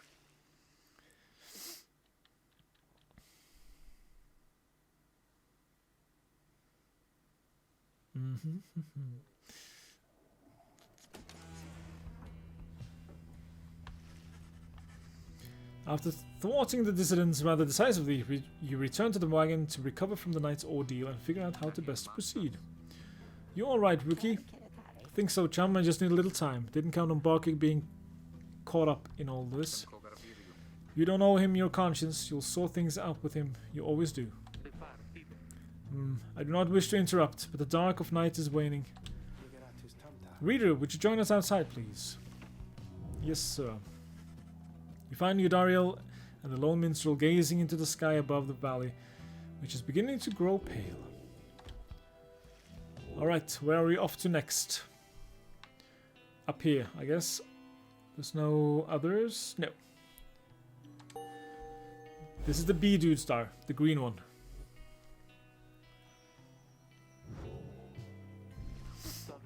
Then it is as I feared. We are to press further north, beneath the valley into flagging hands. The scribes are watching over us. They will protect us wherever we should go. Had you been to Flagging Hands, you would not say such things. What is the Flagging Hands? A gloom-filled desolate region of the downside beyond which lies the sea. The scribes have surely turned their backs on that place. If I may, the bleakness of Flagging Hands shall wear upon you, to be sure. I urge for you to take what rest you can, for you shall need your strength upon the road ahead. Your fellow exiles agree to turn in for the remainder of the night. At dawn you shall have to press deeper into the downside. Someone wants to chat. Okay, I also want to see what this was. Oh, that's his nest. Ah. Various scraps and things laced together with bits of ribbon and fabric, topped off with a plush fish. You can tell something is troubling Rookie, though he seems relieved to see you. Hey, sister, listen, I got to level with you real quick. You remember Barker, don't you? Not exactly easy to forget, though believe me, I try. Well, we did meet him like 10 minutes ago, so... Well, he's got me by the scruff. I've been down here a little while, as you can see by now, but Barker, he's been here longer. He's made quite a name down here. As for me, I needed help, you understand. I had a certain standard to uphold. So I figured he would be the one to ask. Then Rookie hesitates.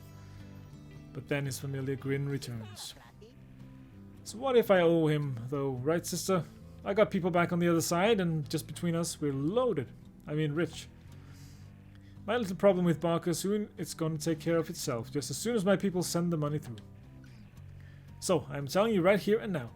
Don't you even worry about it, and I'm sure everything on that front is going to end up real tidy real soon. So basically he'll own lots of money that he can't pay back. Gotcha.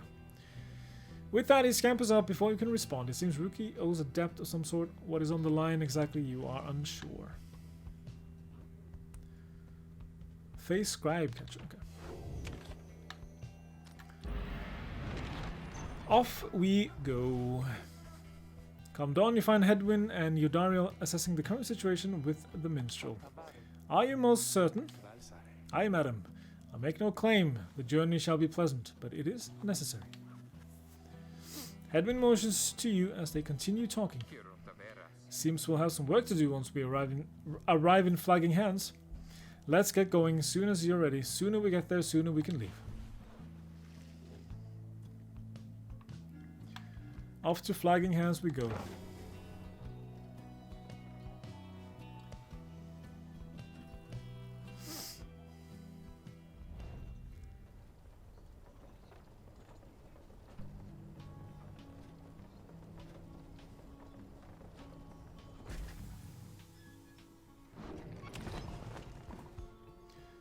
Alright, you can consider how to proceed. The Flagging Hands region proves as dismal as Eudariel indicated. The air is thick and foul.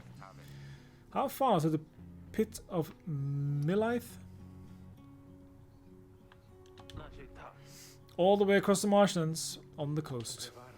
Reader, would you join me in the wagon for a moment? We have matters to discuss. Go see what he wants. Yeah. You keep bossing me around.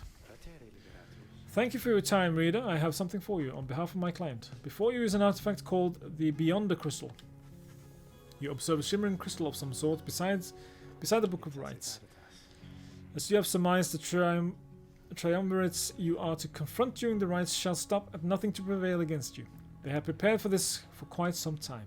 The Beyond the Crystal may help ensure that you are well prepared in return.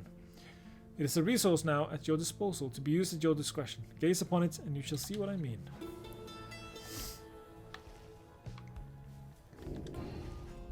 You look upon the shimmering surface at the Beyond the Crystal. Some of your senses fail, though you retain a hold over your consciousness. An apparition appears before you, clad in the raiments of the rites, but incorporeal. I sense that you are not a total idiot. That is the nicest thing anyone's ever said to me. She reaches for the clasps on her mask. So the Nightwings have returned. Oh, but where are my manners? You must be their lovely reader. Please call me Sandra. We met briefly before, when you first beheld the book. When you were stuck inside of it, I was among the phantoms your companions banished there, no doubt stroking their egos. You listened well enough to that damned voice. Now I suggest you listen well to me. I am bound in servitude to you, along with any idiots whose freedoms happen to be intertwined with yours. I know the rights better than anyone. I soon can whip you into shape, if you but take advantage of my services. First I offer scribe trials to those friends of yours. If they can pass, it shall be worth their while and yours. Secondly, my Beyonders and I avail ourselves for practice rites, should you be so inclined. Or you could always come and chat and briefly free me from an eternity of boredom. Okay, so we can either do... we have a chance to earn a unique reward,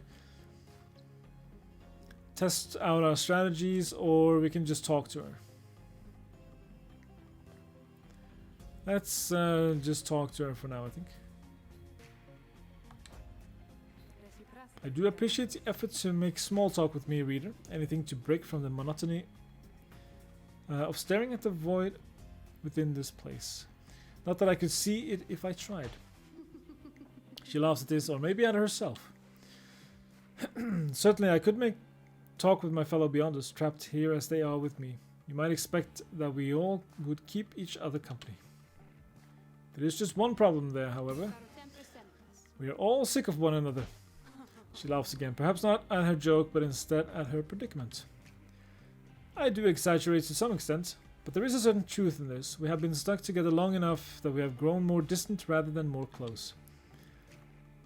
But I had best not wear out my welcome with the likes of you, as I have long since done with all the others here.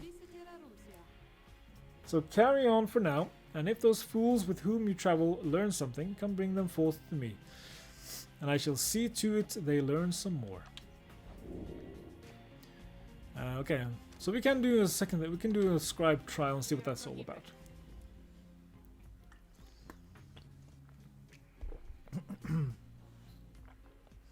Indeed, it looks as though one of those failures of yours is ready for a lesson in pain.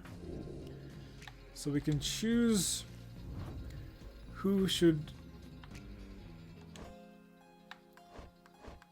Oh, okay. He's the only one who's eligible. Okay.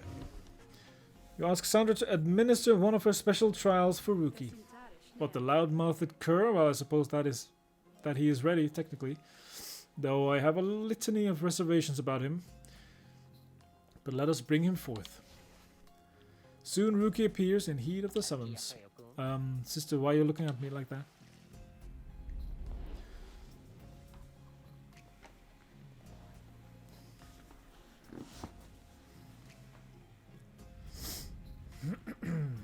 So we have a trial for him to commence.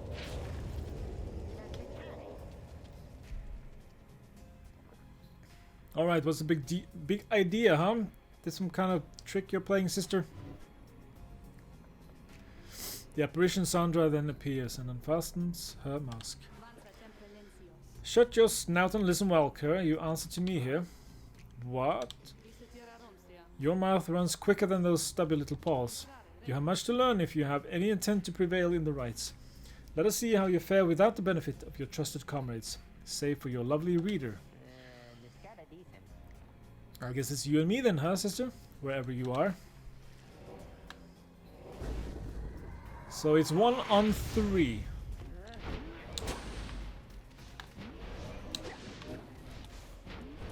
Oh. Okay.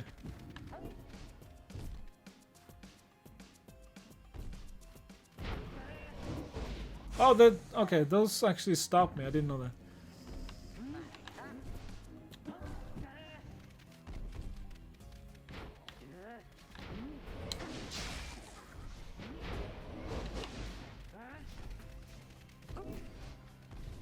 Bye.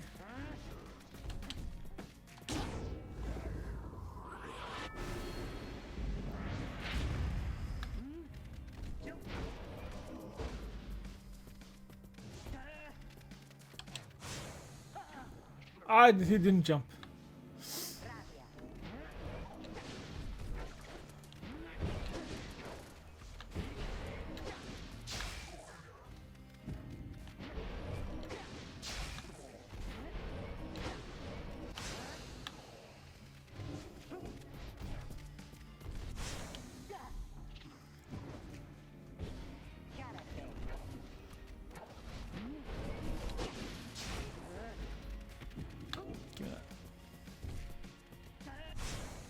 No, it was too quick. Gotcha.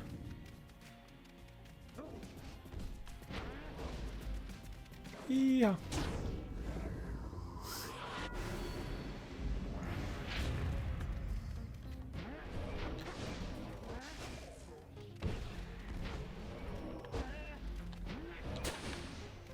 That didn't work. I missed.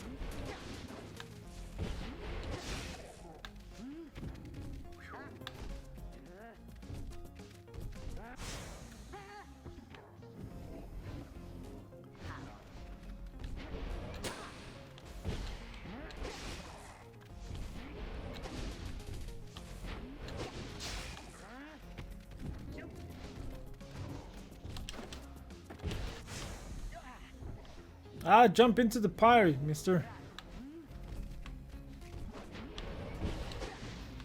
I missed. Gotcha.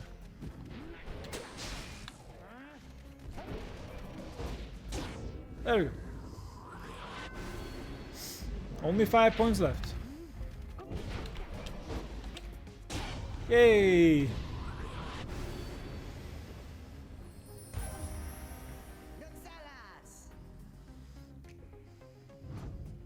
Bean salad to you too, or whatever you said.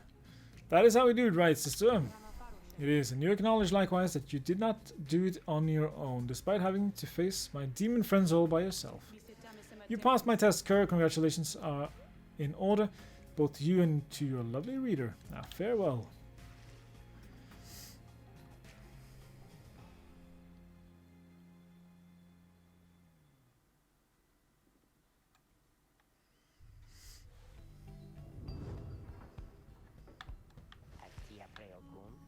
That Sandra kind of gives me the shakes.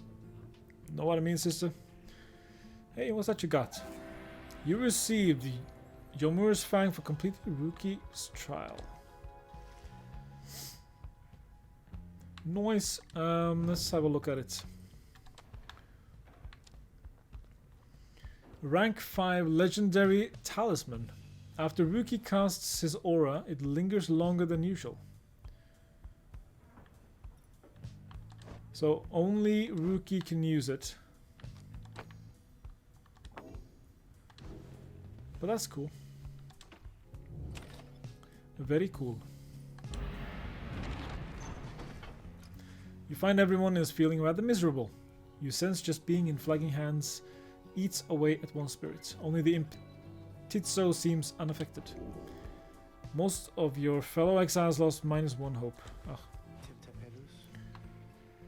A moment, reader. There are several courses we may take through Flagging Hands. If you choose to prolong your stay, it may be worth your while. However, your companion spirits shall likely suffer more. Right. So we have Cold Moat. The north route through Flagging Hands crosses a mass grave. You can get a valuable item if you take a job here. Headwind suggests taking this faster route will reduce your companion's loss of hope. Or the Lone Minstrel says you can improve a talisman if you take a job here. Do we want the valuable item? Or do we want to go quick? So, the hope, if you lose hope, that affects the ability to, you know, that beam you shoot out to stop your opponents. I think that's what's influenced by your hope.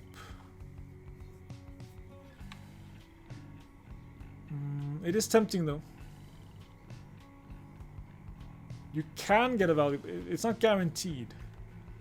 No, we're just gonna rush through, I think. Let's go quickly. Let's not lose more of our hope. You make a relatively swift passage across the region. Let's keep going, everyone, just a little further.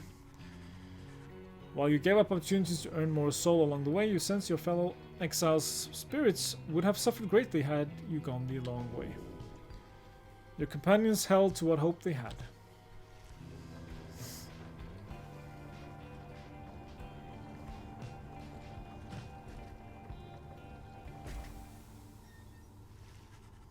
You reached the pit of Mylithe. I don't know how to pronounce that, but having lingered in Flagging Hands as little as necessary, the intense gloom of the region had little time to shake everyone's resolve. Page revealed the Empire's collapse. Okay, let's have a look at that. It was not long before the Empire began to crumble. With my liege gone, his own country quickly turned upon itself. I must admit that this collapse had started long before the Emperor's disappearance. His decision to give chase after a myth but hastened the inevitable. All the while the rope caller stood by, awaiting such a time as he could rule in my liege's stead. He would be our people's savior. His first charge was to organize a search for the missing Solia Mur. Warriors, pathfinders, and scholars heard the call and prepared to seek him out. Okay, what's up, Rookie? You find Rookie rummaging in the corner of the black wagon. Hey, sister, know what? It's good having somebody else around besides those two. So come to think of it, there's something I wanted to get your take on, and you have to promise to tell me honestly. Would you say... What I mean is, he hesitates, trying to find the words. Ah, look, what I'm trying to say is, you sense something serious is troubling him. He moves in very close, making sure no one else is in earshot. It's about my mustache. I've been getting some conflicting reports about it. Would you say my mustache, that it makes me look a bit, you know, unscrupulous?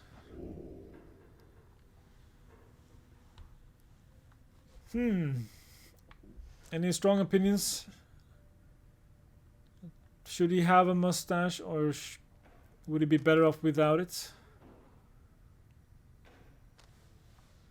I mean, it's not really our business. If he wants to wear a mustache, you know, that's his deal.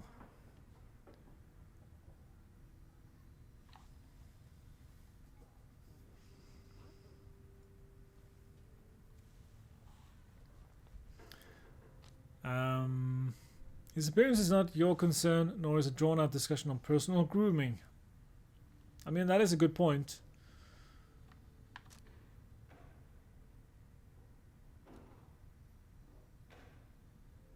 Or we can sort of build him up a little bit. Says he looks perfectly fine, very handsome, and if anything, it gives him a distinguished sort of look. Well, it kind of does.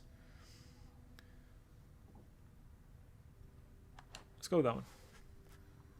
You suggest that Rookie's mustache looks perfectly fine. He grins wide at you. Couldn't agree more, sister. I knew straight away that you're a real judge of character. Anyway, got to check the wheels again for mites. See you around. He bounds off out of the wagon. And he gained one hope. Nice. That's useful. Okay, let's see. Oh, he's got some new stuff. He's got a Faith Stone, +2 Hope. Scribe Rock, +2 Presence, and some Stardust. That raises the rank +2, so I'm going to take that one at least. Let's see.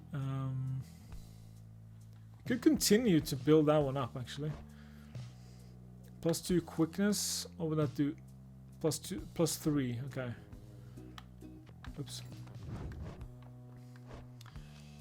What would that do? +240%. That's +36%. And that is from +9 to +12. I'm gonna do that. The more points we can start with, the better.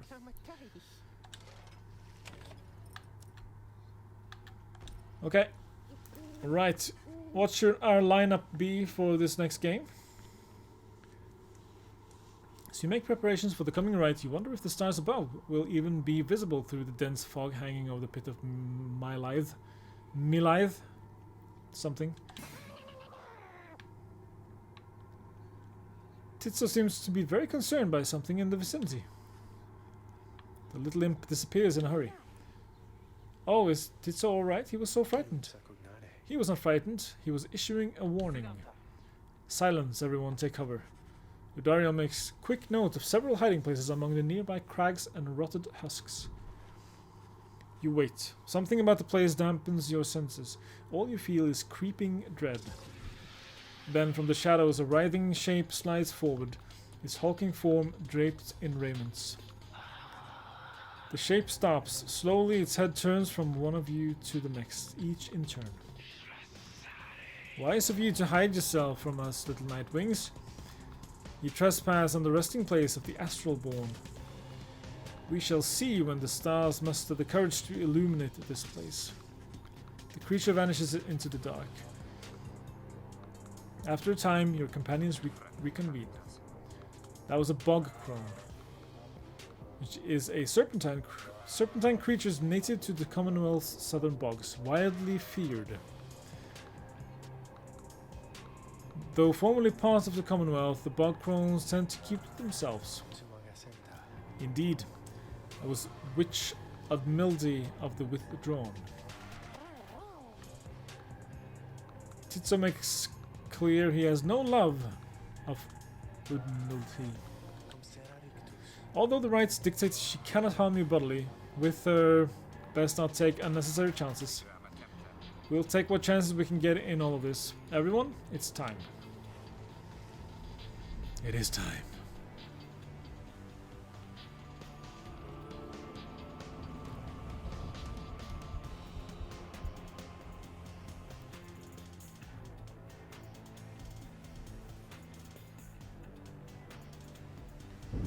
Why, you made it, reader. Made it all the way to the detestable pit of Melith. Melith. Okay, thank you. You have disturbed your ancient adversaries, Melith. the Withdrawn. Gotcha. The deranged witch who leads them has big plans in store, should she prevail in all this. Now, as you know, I normally would wish you a shameful defeat. But in this case, I wish you a little bit of luck. Well, thank you. The crone Admilde sees your companions gathered by the pyre. A little flame as that shall never warm you here, much less survive the night. Hear us, Islach. A monstrosity described in myths and ballads, thought slain by the 8 scribes. Even in death, the astral-born yet feeds upon our world, unsated by its own. Right.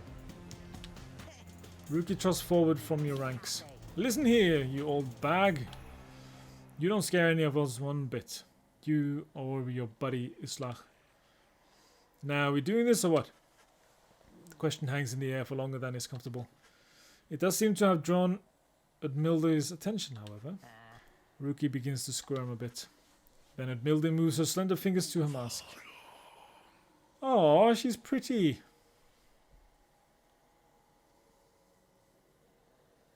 Foolish. Islach shall grow. Islach shall grow. That's a tongue twister. He shall consume you. Ere your little flame has died, that we shall ensure.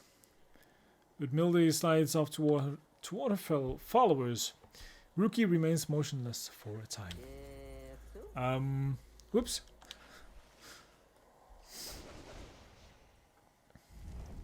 Alright. Let us begin. Let's see. Okay, we have everyone available. I think I want to play with her because she's a little bit... She hasn't reached level 2 yet. What was your deal? Okay, I want to go with you. Rookie. Him in the middle, and then we'll use him to get the extra 12 points. And then we'll go with her. I think we should be fine. Very well. As the 8 scribes once vanquished Islach, so shall we prevail. No matter where you go, Islach shall find you and devour ye. Okay, and don't touch the stinking thing. Commence.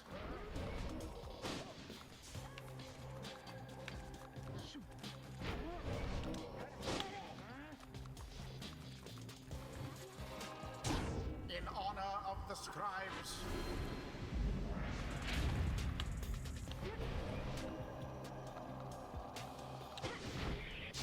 There goes the witch Udmilda. With Milda. Okay. Well, if you don't want to take the ball, I'm going to take it. Touchdown! Ugh. Got stuck.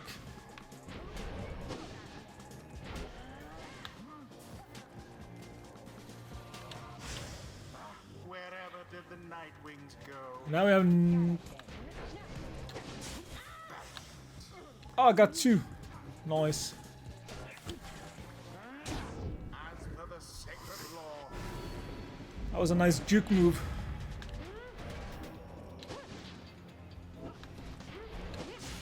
another banishment. Here we go, Udmilde. Ah, I didn't get... Simply Darn throw it. it in. Yeah, but that's... It's fine. It's fine. Go. Rookie plunged into their fire. The lifeblood of Hislach, it flows within this lair and beneath this world. His lifeblood, it shall engulf ye in such blackness and despair. Sure, whatever. Okay. I got more obstacles in the way. Invokes a profane name I shan't repeat. Best beware of foul sorceries. Is Rookie out for good? Is that the deal? A decisive blow. Yeah, but they're cheating, see. Oh, come on. Brilliantly done. Why, thank ya. Once more like that, and we are finished here. Stand not in glory's path.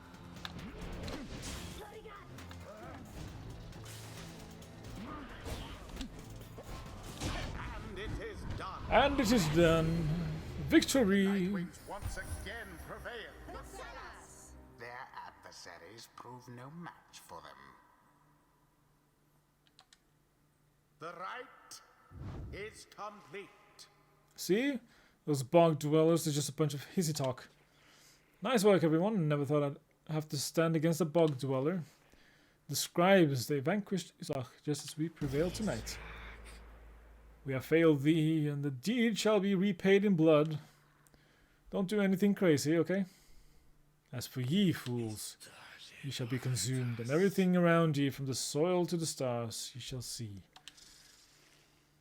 Trash talk is better in this game than in the NFL. More dramatic, I feel. A flash of inspiration for next time. Did we get to level 2? Yes, we did. Awakened in the moon-touched girl. Okay, so we can either heightened reflex, a brief charge up time before Faye jumps, the sprint is virtually eliminated. That would actually be good because that's quite annoying. Okay, so what? While sprinting, Faye slows nearby adversaries. That's kind of cool. Let's go with that one. Devious trick from the rope collar. Okay. Until the stars align. Cool, cool. Cool, cool, cool, cool, cool.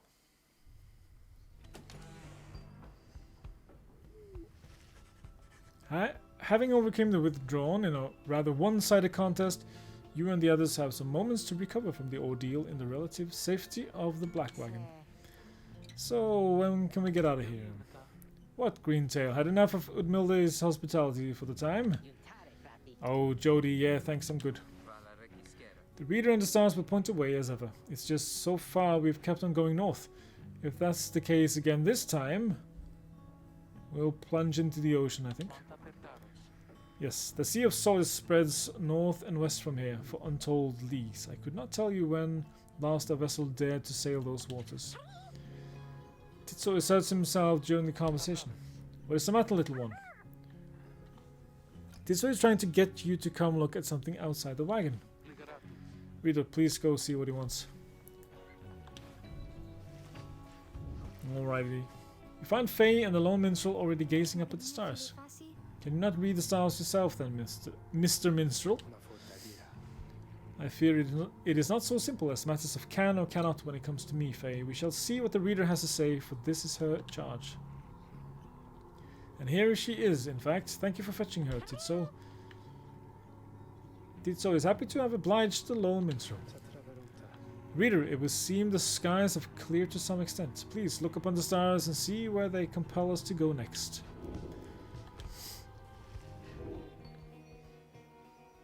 Okay, well, I think the... Is it further north? Yeah, it is actually. It is further north. Okay, we will go further north. I just need a quick break to get some more... I think I'll get some tea or something. So we'll be right back with more Pyre. So yeah, and I need to stretch a little bit as well. Getting a little bit tense. So I'll be right back. See you shortly. If you want to date a sweet boy with a nice smile, date my Arnie. Is it you? Is it me? Is it us? Is it wish? It's Data Max! Data Max! Data Max! Hi, I'm Cheryl. I'm a girls' high school tennis coach. And if you want a girl like me, I'm here to serve you. My name is Arnold. I work at a TCBY. My name is Chip. I'm a stockbroker. My name is Joey V, and I want to rock with you and Christ. Hi, my name is Roger. My friends call me Racquetball Roger. I'm a professional bowler. I'm looking for a girl that can be a spare to my strike. I'm a great motivational speaker. Get out there, go! You got it! I like, tennis, badminton, paddleboarding, shuffleboarding. I love waterboarding. What celebrity reminds me most of my ideal mate? Oh, that's easy. Liza from the Liza with a Z album. It's Liza with a Z, not Lisa with an S, because Lisa with an S goes not Zitzy instead of S. Line instead of Lee. Simple as can be. See, Liza? My best quality is probably my ability to live free and rock hard, free of alcohol, drugs, tobacco, and strong inhalants. My guilty pleasure is finding weak companies and destroying them. My guilty pleasure is that I like to eat baby food. What's my guilty pleasure? I don't have any guilty pleasures. I don't take any pleasure in guilt. My turnoffs are liars, cheaters, anyone with access to my bank account. Not looking for someone who is lazy, someone who doesn't want to work, someone doesn't want to work. And when I say work, I don't mean work because women really don't work. What I'm saying is work on themselves, to invest in themselves, to make them better. Because if they're not going to do that, what's the point? My pet peeve is when my mother insists that I didn't do something, like vacuum, when it's clear by the lines on the carpet that I f***ing vacuum. My biggest pet peeve is people who look at me and think just because I rock out means I got to be in league with Satan. Why should Satan have all the good music? Also Chinese drivers. My pet peeves include tapping on, just like tapping. I don't like that at all, and I don't want you to do it around me. My pet peeves are government regulations and urban music. Craziest place I've made whoopee was my daughter's bedroom. Craziest place I ever made whoopee is on the set of Facts of Life when I was dating Nancy McKeon. Craziest place I've ever made love is in the future on my wedding night. I would say the sexiest thing about me is just that I love my mother. I am very outgoing, and most people say that I'm the life of the party. Ladies, if you go on a date with me, you're going to get a man with a healthy weekly allowance. Just looking, tell him. Okay. I'm Chip. I think if you want to make a good investment for your future and your heart, you'll choose me because I've got to get... Oh, hang on. Hello, prospective mate. What I have to offer you is a lifetime of happiness. A home-cooked meal every Sunday night. Roses are red. I've got the entire bottom floor of the house completely to myself. Violets are blue. I only have a few chores to do, so I'd be pretty much yours all the time. I have accepted Jesus Christ as my personal Lord and Savior. Won't you? And even if I do get in trouble, I'd only get grounded for like a week, and I'd probably still have phone privileges. Hey boys, if you ever were looking for a girl that can make your dreams come true and everybody would like her a lot and say, you did it, I'm your girl.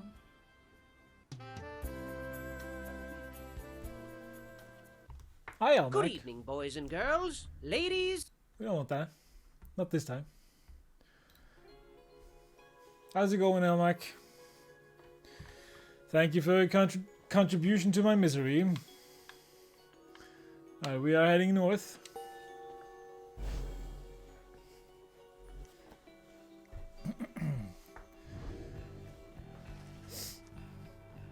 The rites beckon you still further north, toward the middle of the Sea of Solace.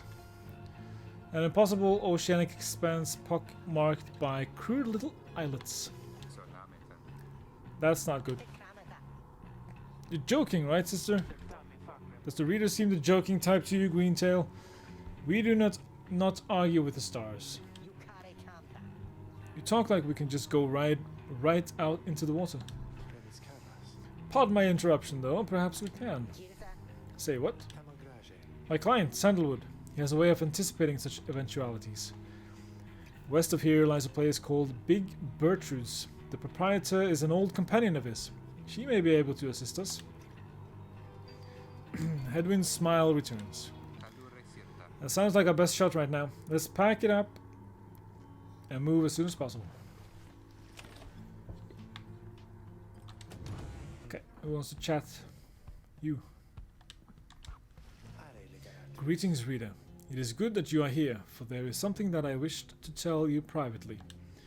Do you have a moment? I should not keep you long, though I know your time is precious. Sure. You bid him to continue and make clear your interest in whatever he has to say.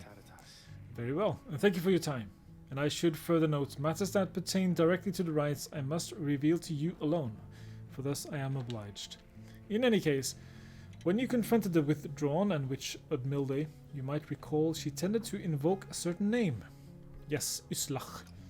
Islach. The Astral Born. I hesitate to say it even now. You would be forgiven if you took the ravings of Udmilde for mere nonsense. However, her words, as it turns out, ring with a certain truth. Before the union of the 8 scribes, when first they found themselves here in the downside, this land was even less hospitable, and if that can be believed, it was ruled over by the greater titans, who are the colossal monsters that once roamed the downside. The one called Islach was the eldest and most fearsome of the lot. Just the same, the scribes managed to defeat it. They later used Islach's own hide and ichor to bind the Book of Rites. However, Islach did not truly die, for by some accounts it seems to be incapable of death. The creature is regenerating even now, though very, very slowly. Its vow to devour this land and everything in it. Only then can it return unto whatever plane that banished it to ours. So in a way, it is an exile, just like you. If ever should the creature be reborn, it shall be many ages hence. Thus the ravings of Udmilde are more or less inconsequential for the while. Yet the history of Islach is inexorably linked to the rites and therefore must be known. I trust your research of the book shall lead you to discover more in time. I hope all of this is some reassurance, and now I leave you to your more immediate concerns. I should go check to see how everyone is faring at this time. He heads out into the evening, bidding you a good rest of the evening. We can actually summon her again. So I can't do that one this time, but we can challenge her to a practice rite. Okay. There's a lot of reading in this game.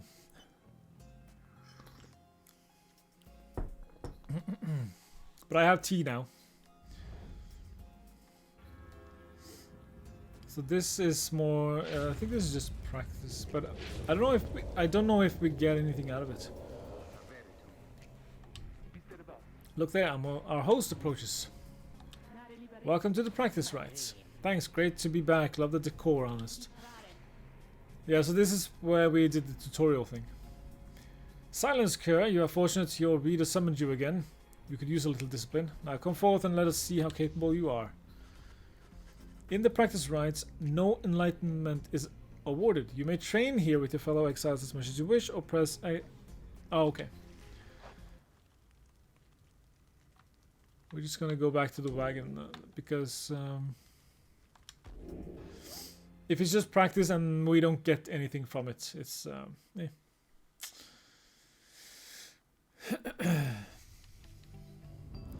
I mean, we do have a perfect season so far, so we don't need to practice. Psh.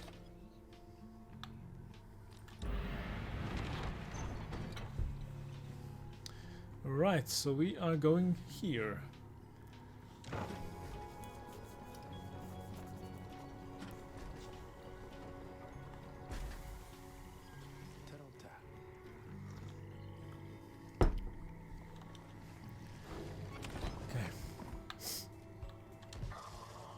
Big Bertrude's is a sickly gathering of bog dwellers who stay within shadows, yet you can feel their eyes surveying everything. The lone minstrel steps forward. Sandalwood sent us. Those words are enough to make the bog dwellers snap to attention.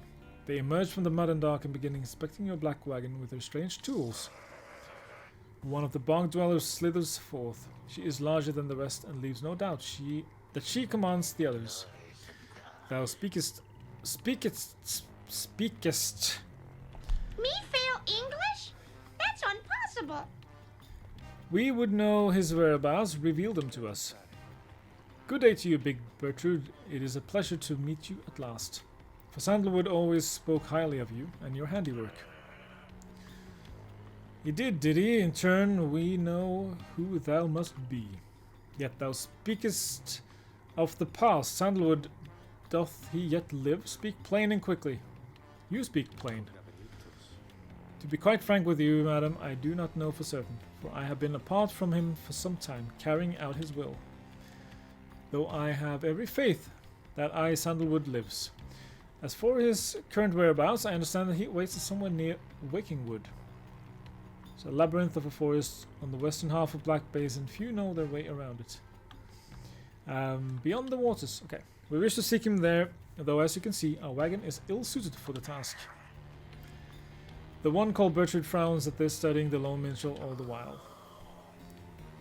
Then leave us. Return at dawn, that is all. By your grace, Big Bertrude.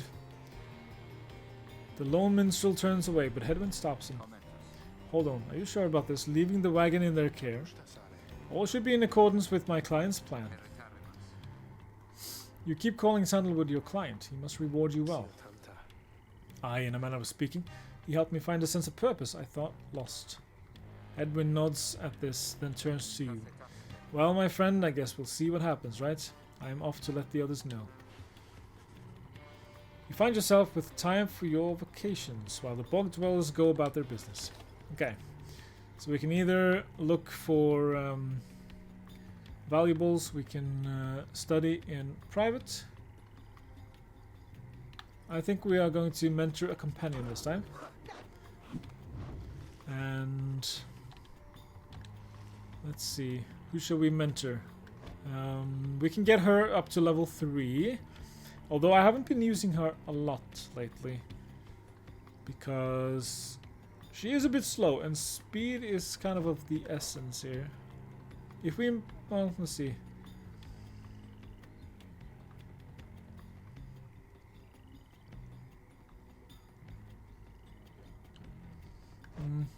Let's see, rookie.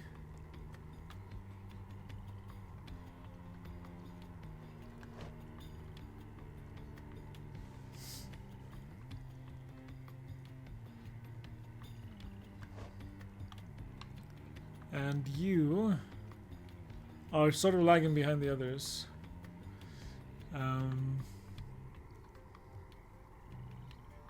Oh yeah, I did want to get this one. Let's mentor a little Tizzo here. He will be pleased to go over the finer points of the rites with you. You illustrate to Tizzo some of the intricacy of the rites, focusing on how all three in a triumvirate can move and act as one mind. You sense he grasps some of the concepts. Okay, we didn't get him all the way up, but almost. So he should get to level 3 next game, no matter what. So that's good.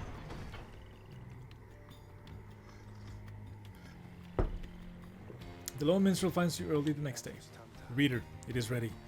Please come have a look. The others are already there. Right. The black wagon appears different now than it did even a day before. The hull is fully sealed and reinforced, and all manner of nautical equipment adorns the port side. Wow. Are people seeing this? I'm gonna have a look around. The wagon should be fit for sea voyage, and let us depart at your earliest convenience. What about Big Bertrude? She then appears as if on cue. Tell that Sandalwood he owes us twice over. If I may, Big Bertrude, you could tell him yourself if you wish to accompany us in our voyage north. Don't suggest such things, please. Our group would welcome someone of your vast experience. Dare thee make flirtations upon us? No, Enough. But should you see that Sandalwood, tell him also to come visit us again. Now be gone from here. Tell no one that we were paid in favors. She slithers off without another word. Soon the lone minstrel breaks the silence. We are fortunate that she assisted us, but we should go, just as she said. I know the navigational controls and shall explain. This is so exciting! I don't know how to swim. That's very exciting. I am beginning to feel ill already. Alright, it's time to set sail. For the Worm Gulf.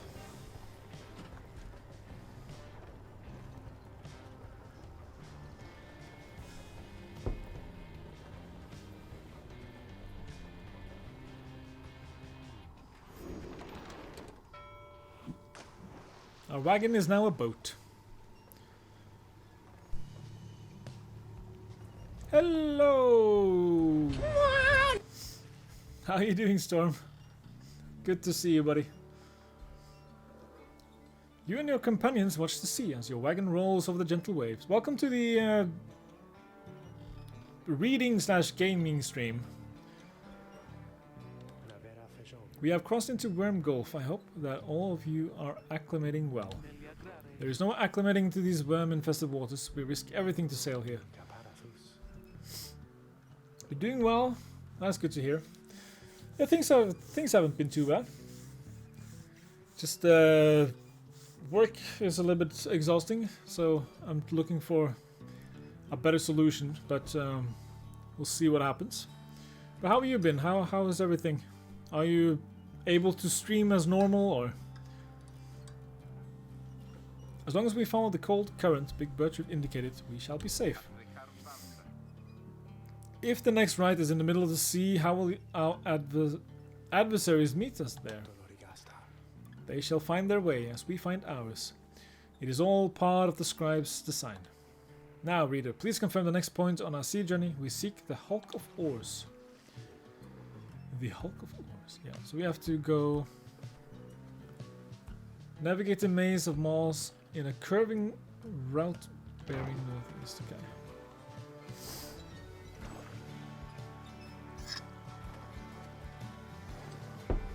Alright, you're right.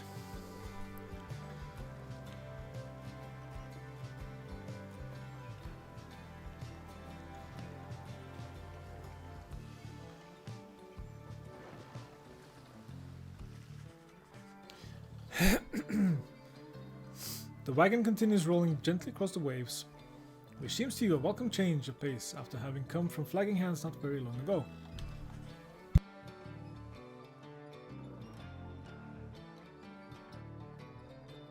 Excuse me.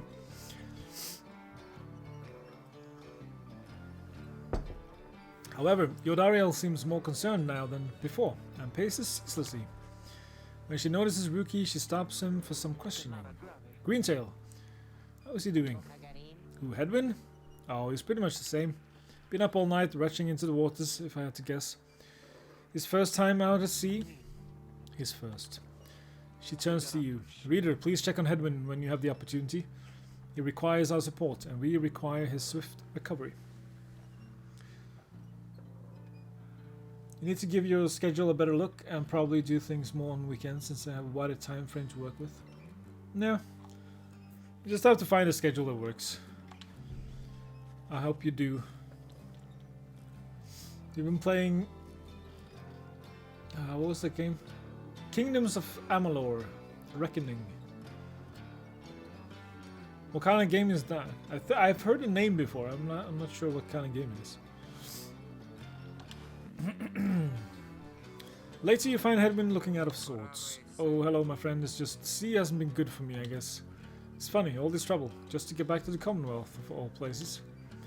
Hey, tell me something. What do you miss the most about that place? What do we miss? My book collection?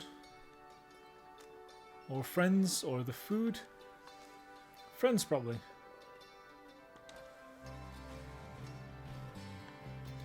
You tell him that there were those who did support you over the years and that it pains you now to be apart from them. Yeah, I hear you, my friend. There's someone I miss terribly back there myself. I'm sure that when you make it out there, your loved ones will be waiting. Anyway, I'll be fine, I think. Thank you for checking up on me.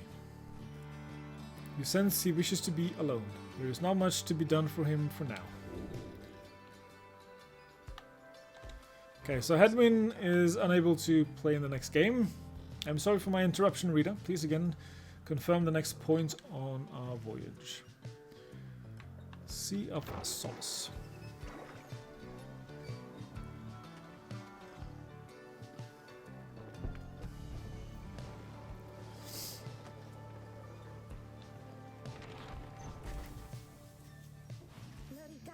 By the scribes, the sea. I didn't know it was so beautiful. Having escaped the waters of Worm Gulf, you can now see. You now can see what must be the hulk of oars far on the horizon. Not everyone has taken well to the sea voyage, however. Aw. He's wondering if Hedwyn is feeling better. He requires rest, did so. All we can do is to wish him a swift recovery. Reader, madam, from this point our voyage must diverge from Bertrude's instructions. Please consult with your companions about which course to take. Okay, so we have a choice. So Titso wants to fish for something tasty here. Or we can go... Faye believes that the 8 scribes shall bless you here. Let's go... Fathomless Trench. Let's try this. Maybe you can find... Maybe you can find some fish. Fish. You better find a fish. The sea is peaceful for the most part, save for occasional strange shimmers beneath the surface. You realize the lone minstrel is looking down at them along with you. Those shapes down there, some must be worms of the Sea Dominion, cast into exile. It's a fantasy RPG, similar to play style of Immortal Phoenix, but it's the remastered version of the old PS3 game I used to play. Oh, okay.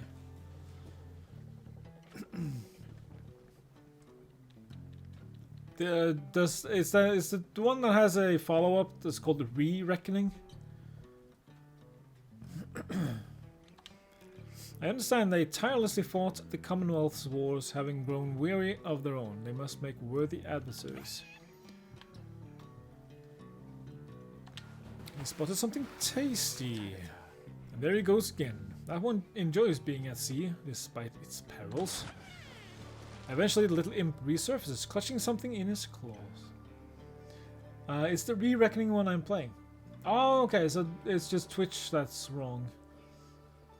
Because the Twitch category says just Reckoning. But Re-Reckoning. And then the next game will be Re-Reckoning. And so on. Hey, he found a lesser shambler. Okay. Now I need a Titso mod for Stardew Valley, so he can fish for me. At last you arrive at the Hulk of Oars after journeying across the sea. It seems the next rite is to commence here soon, though there is no sign of your next adversaries yet. Okay.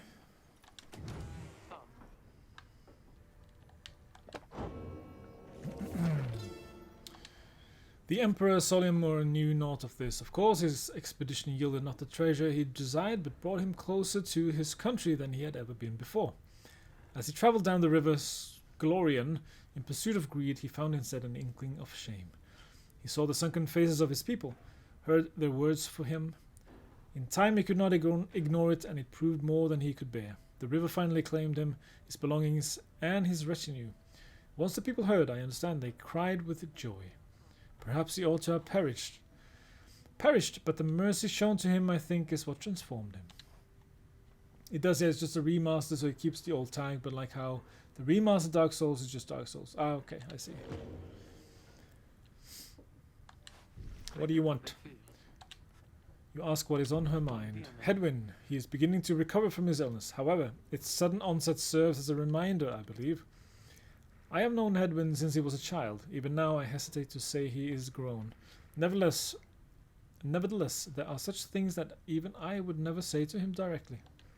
For instance, I struggle with his confidence at times. Whether he leads us to our freedom or our doom, I am ambivalent.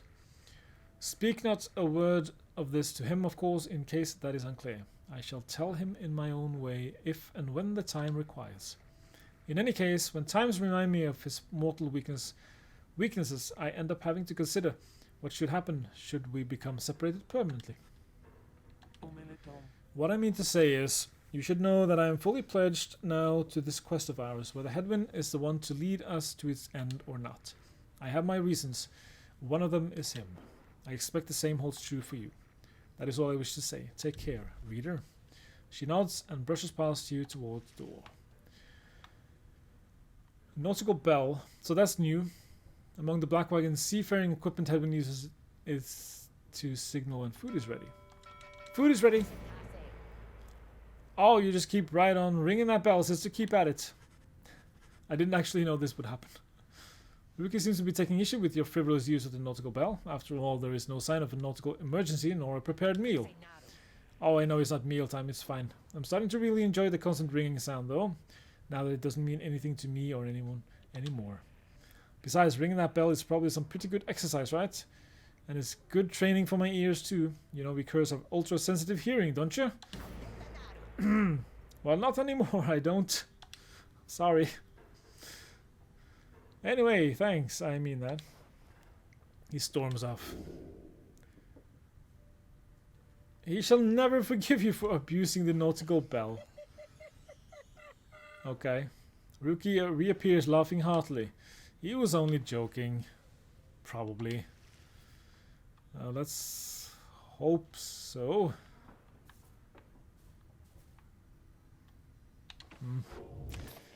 Oh, Ruki. Okay, let's see. Let's sell the fish that we got here. Yeah. Value 93. Ooh. Ooh my. Okay, I do want this, even though it's not very good. Let's see, what's this? Thorned knot. So we have 96. Plus 2 hope.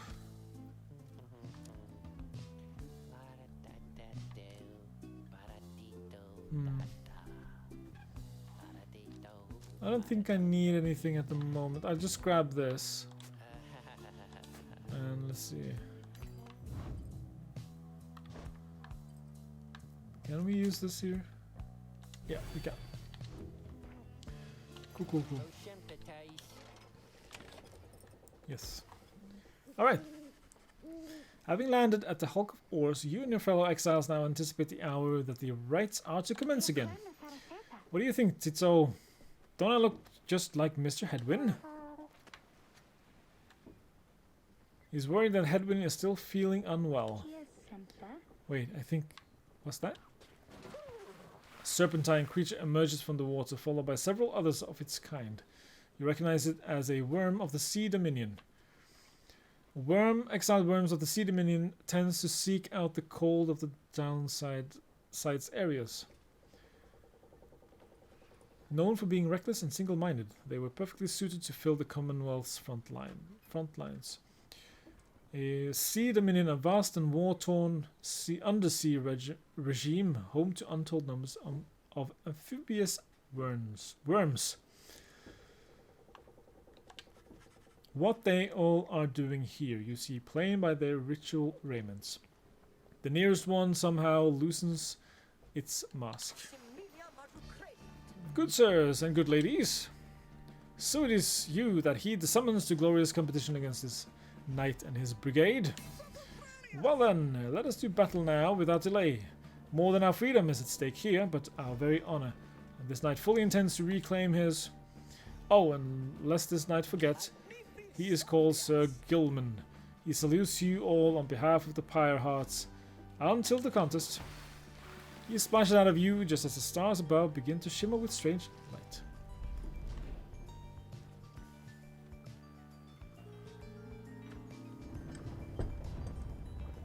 Okay.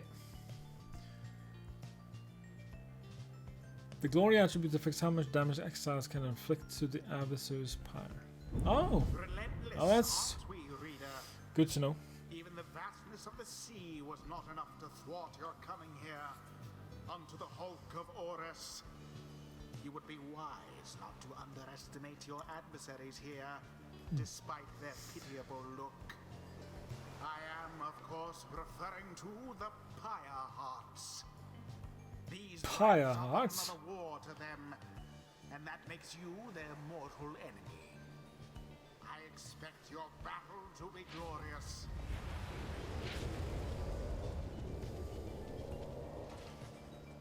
Your fellow exiles are gathered on the rotting deck of the Hulk of Horus as your adversaries clamber into view. Rookie paws up to them. Say, what are you worms even doing here? Can't you just swim back to the Commonwealth or the Sea Dominion or wherever it is you're from? Aha, an excellent point. It seems then that these adversaries in the rise are clever, wouldn't you say, sire? Just get rid of them already, Gilman. As your commanding officer, this knight hereby commands it. This knight wishes to introduce his noble commander. No worm knight in history has withstood as many frontline battles. Doff your helm, sire, as is our custom. May your adversaries tremble at the sight of you. Sir Gilman attends to his commander's mask, despite his protests. Wait! Give this knight his mask. This knight hereby presents to you the Sir Deluge. The petty worm knight for the Sea Dominion who somehow survived countless battles. A noble visage, is it not? Sir Deluge trembles and squirms. So, yes, you can swim, or no? Ha, of course we knights can swim. All knights of the Sea Dominion can. But we are exiles in this land, the same as ye. We can swim, it's true, but it is summarily impossible to swim back up the river down which we were flushed to end up here. Nay, there is but one way to return. Silence, Gilman. Nobody cares. Back to your post. Sir Gilman hesitates, but does as he is told. This knight knows who you are, Nightwings, and he is not afraid of you. He somehow climbs back into his mask and calls up to his full height. Now, en garde. The exiles of the Worm Triumvirate take their positions as you focus on the Book of Rites.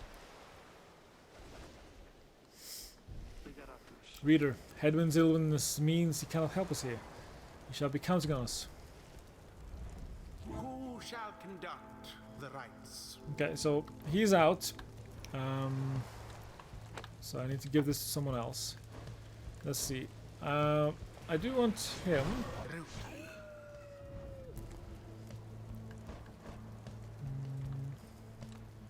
Let's give you that. And choose you. Tizo, okay. Jodariel, it is done.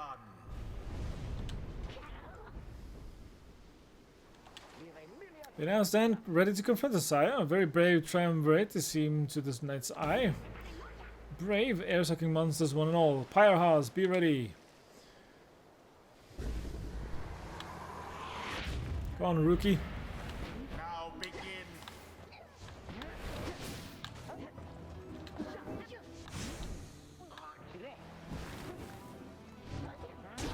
A favorable start.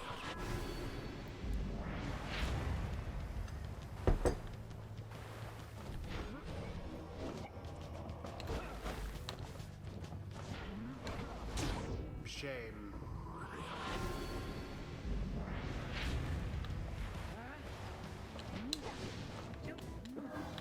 Oh. How very sad for the Pyre hearts.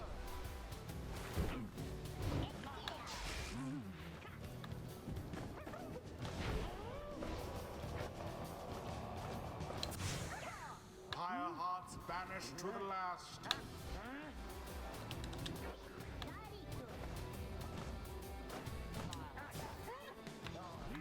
Ah.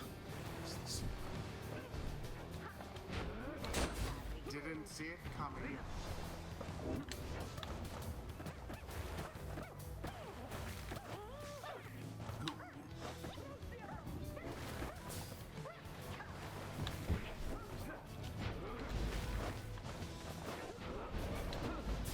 The orb is loose.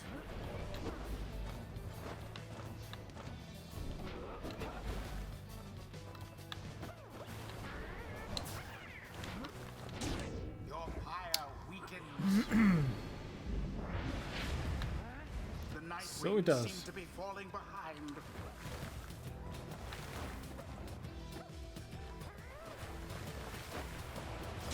A blow against the adversary's Pyre. Gilman, your form is sloppy. Fight them as though your miserable life is on the line. The words do wound me, sire. This knight gives every right his very, very best. Though perhaps we do have much to learn from such a brave triumvirate as the one whom we now face. Whose side are you on? Get out there and vanquish them at once. Well, those boasters bicker even more than we do. Let's get them while they're busy fighting. Yes, let's. There seems to be dissension in your adversary's ranks. The orb engulfed in fire. Oh, I should have used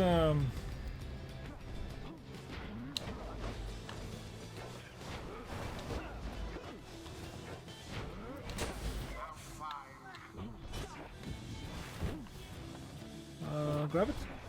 Grab it. Jodariel doused the adversary's flame. Okay.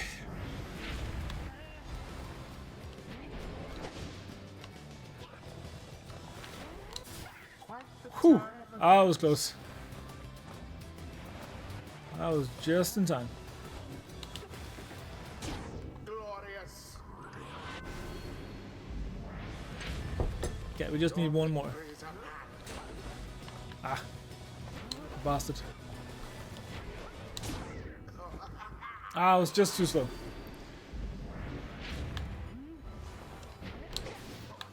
good. And it is done. The victory! The Nightwings prevail. They prove superior to their adversaries. The right is ended. Those worms were quick, alright, but rookie Greentail's quicker. Titso is very pleased to have prevailed against the Worm Knights of the Pyre Heads. Hearts, not heads. I was thinking Pyramid Heads. Pyramid Head. Pyre Head. I expected more from the Worm Knights of the Sea Dominion. This knight commends you, noble Nightwings. Gloriously fought indeed, and this knight shall wistfully remember this defeat until the end of his days. Silence, Gilman. This is all your fault, and now, cavorting with our enemies. How dare you? This knight was but attempting honorary compliments, sire. It is not in accordance with the rights to praise one's adversary on a worthy outcome. Worthy? This knight will show you worthy, you miserable little minnow. You are a failure, Gilman. Get now from this knight's sight. What stirs now in the hearts of all these exiles? Okay, she leveled up. So we can now choose. When landing from a jump, Jodariel briefly stuns nearby adversaries, making them drop the orb. That's kind of useful. For 7 seconds after saluting her adversaries, Jodariel deals an additional 10 to the adversary's pyre. And this one was after banishing an adversary, Jodariel instantly recovers all her stamina.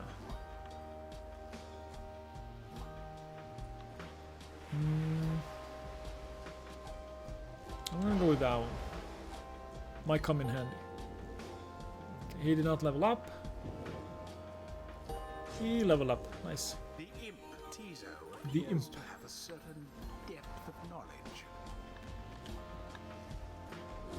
Okay. So now we can go for much wider area. Nice. Until the next run. Until the next right. Until next time. Have a wonderful rest of your Friday. Or Saturday if it's already Saturday. So yeah. Anyway. The raid is queued up. Let's head over and say hello. Have a good one. Bye. You're breathtaking. You're all breathtaking.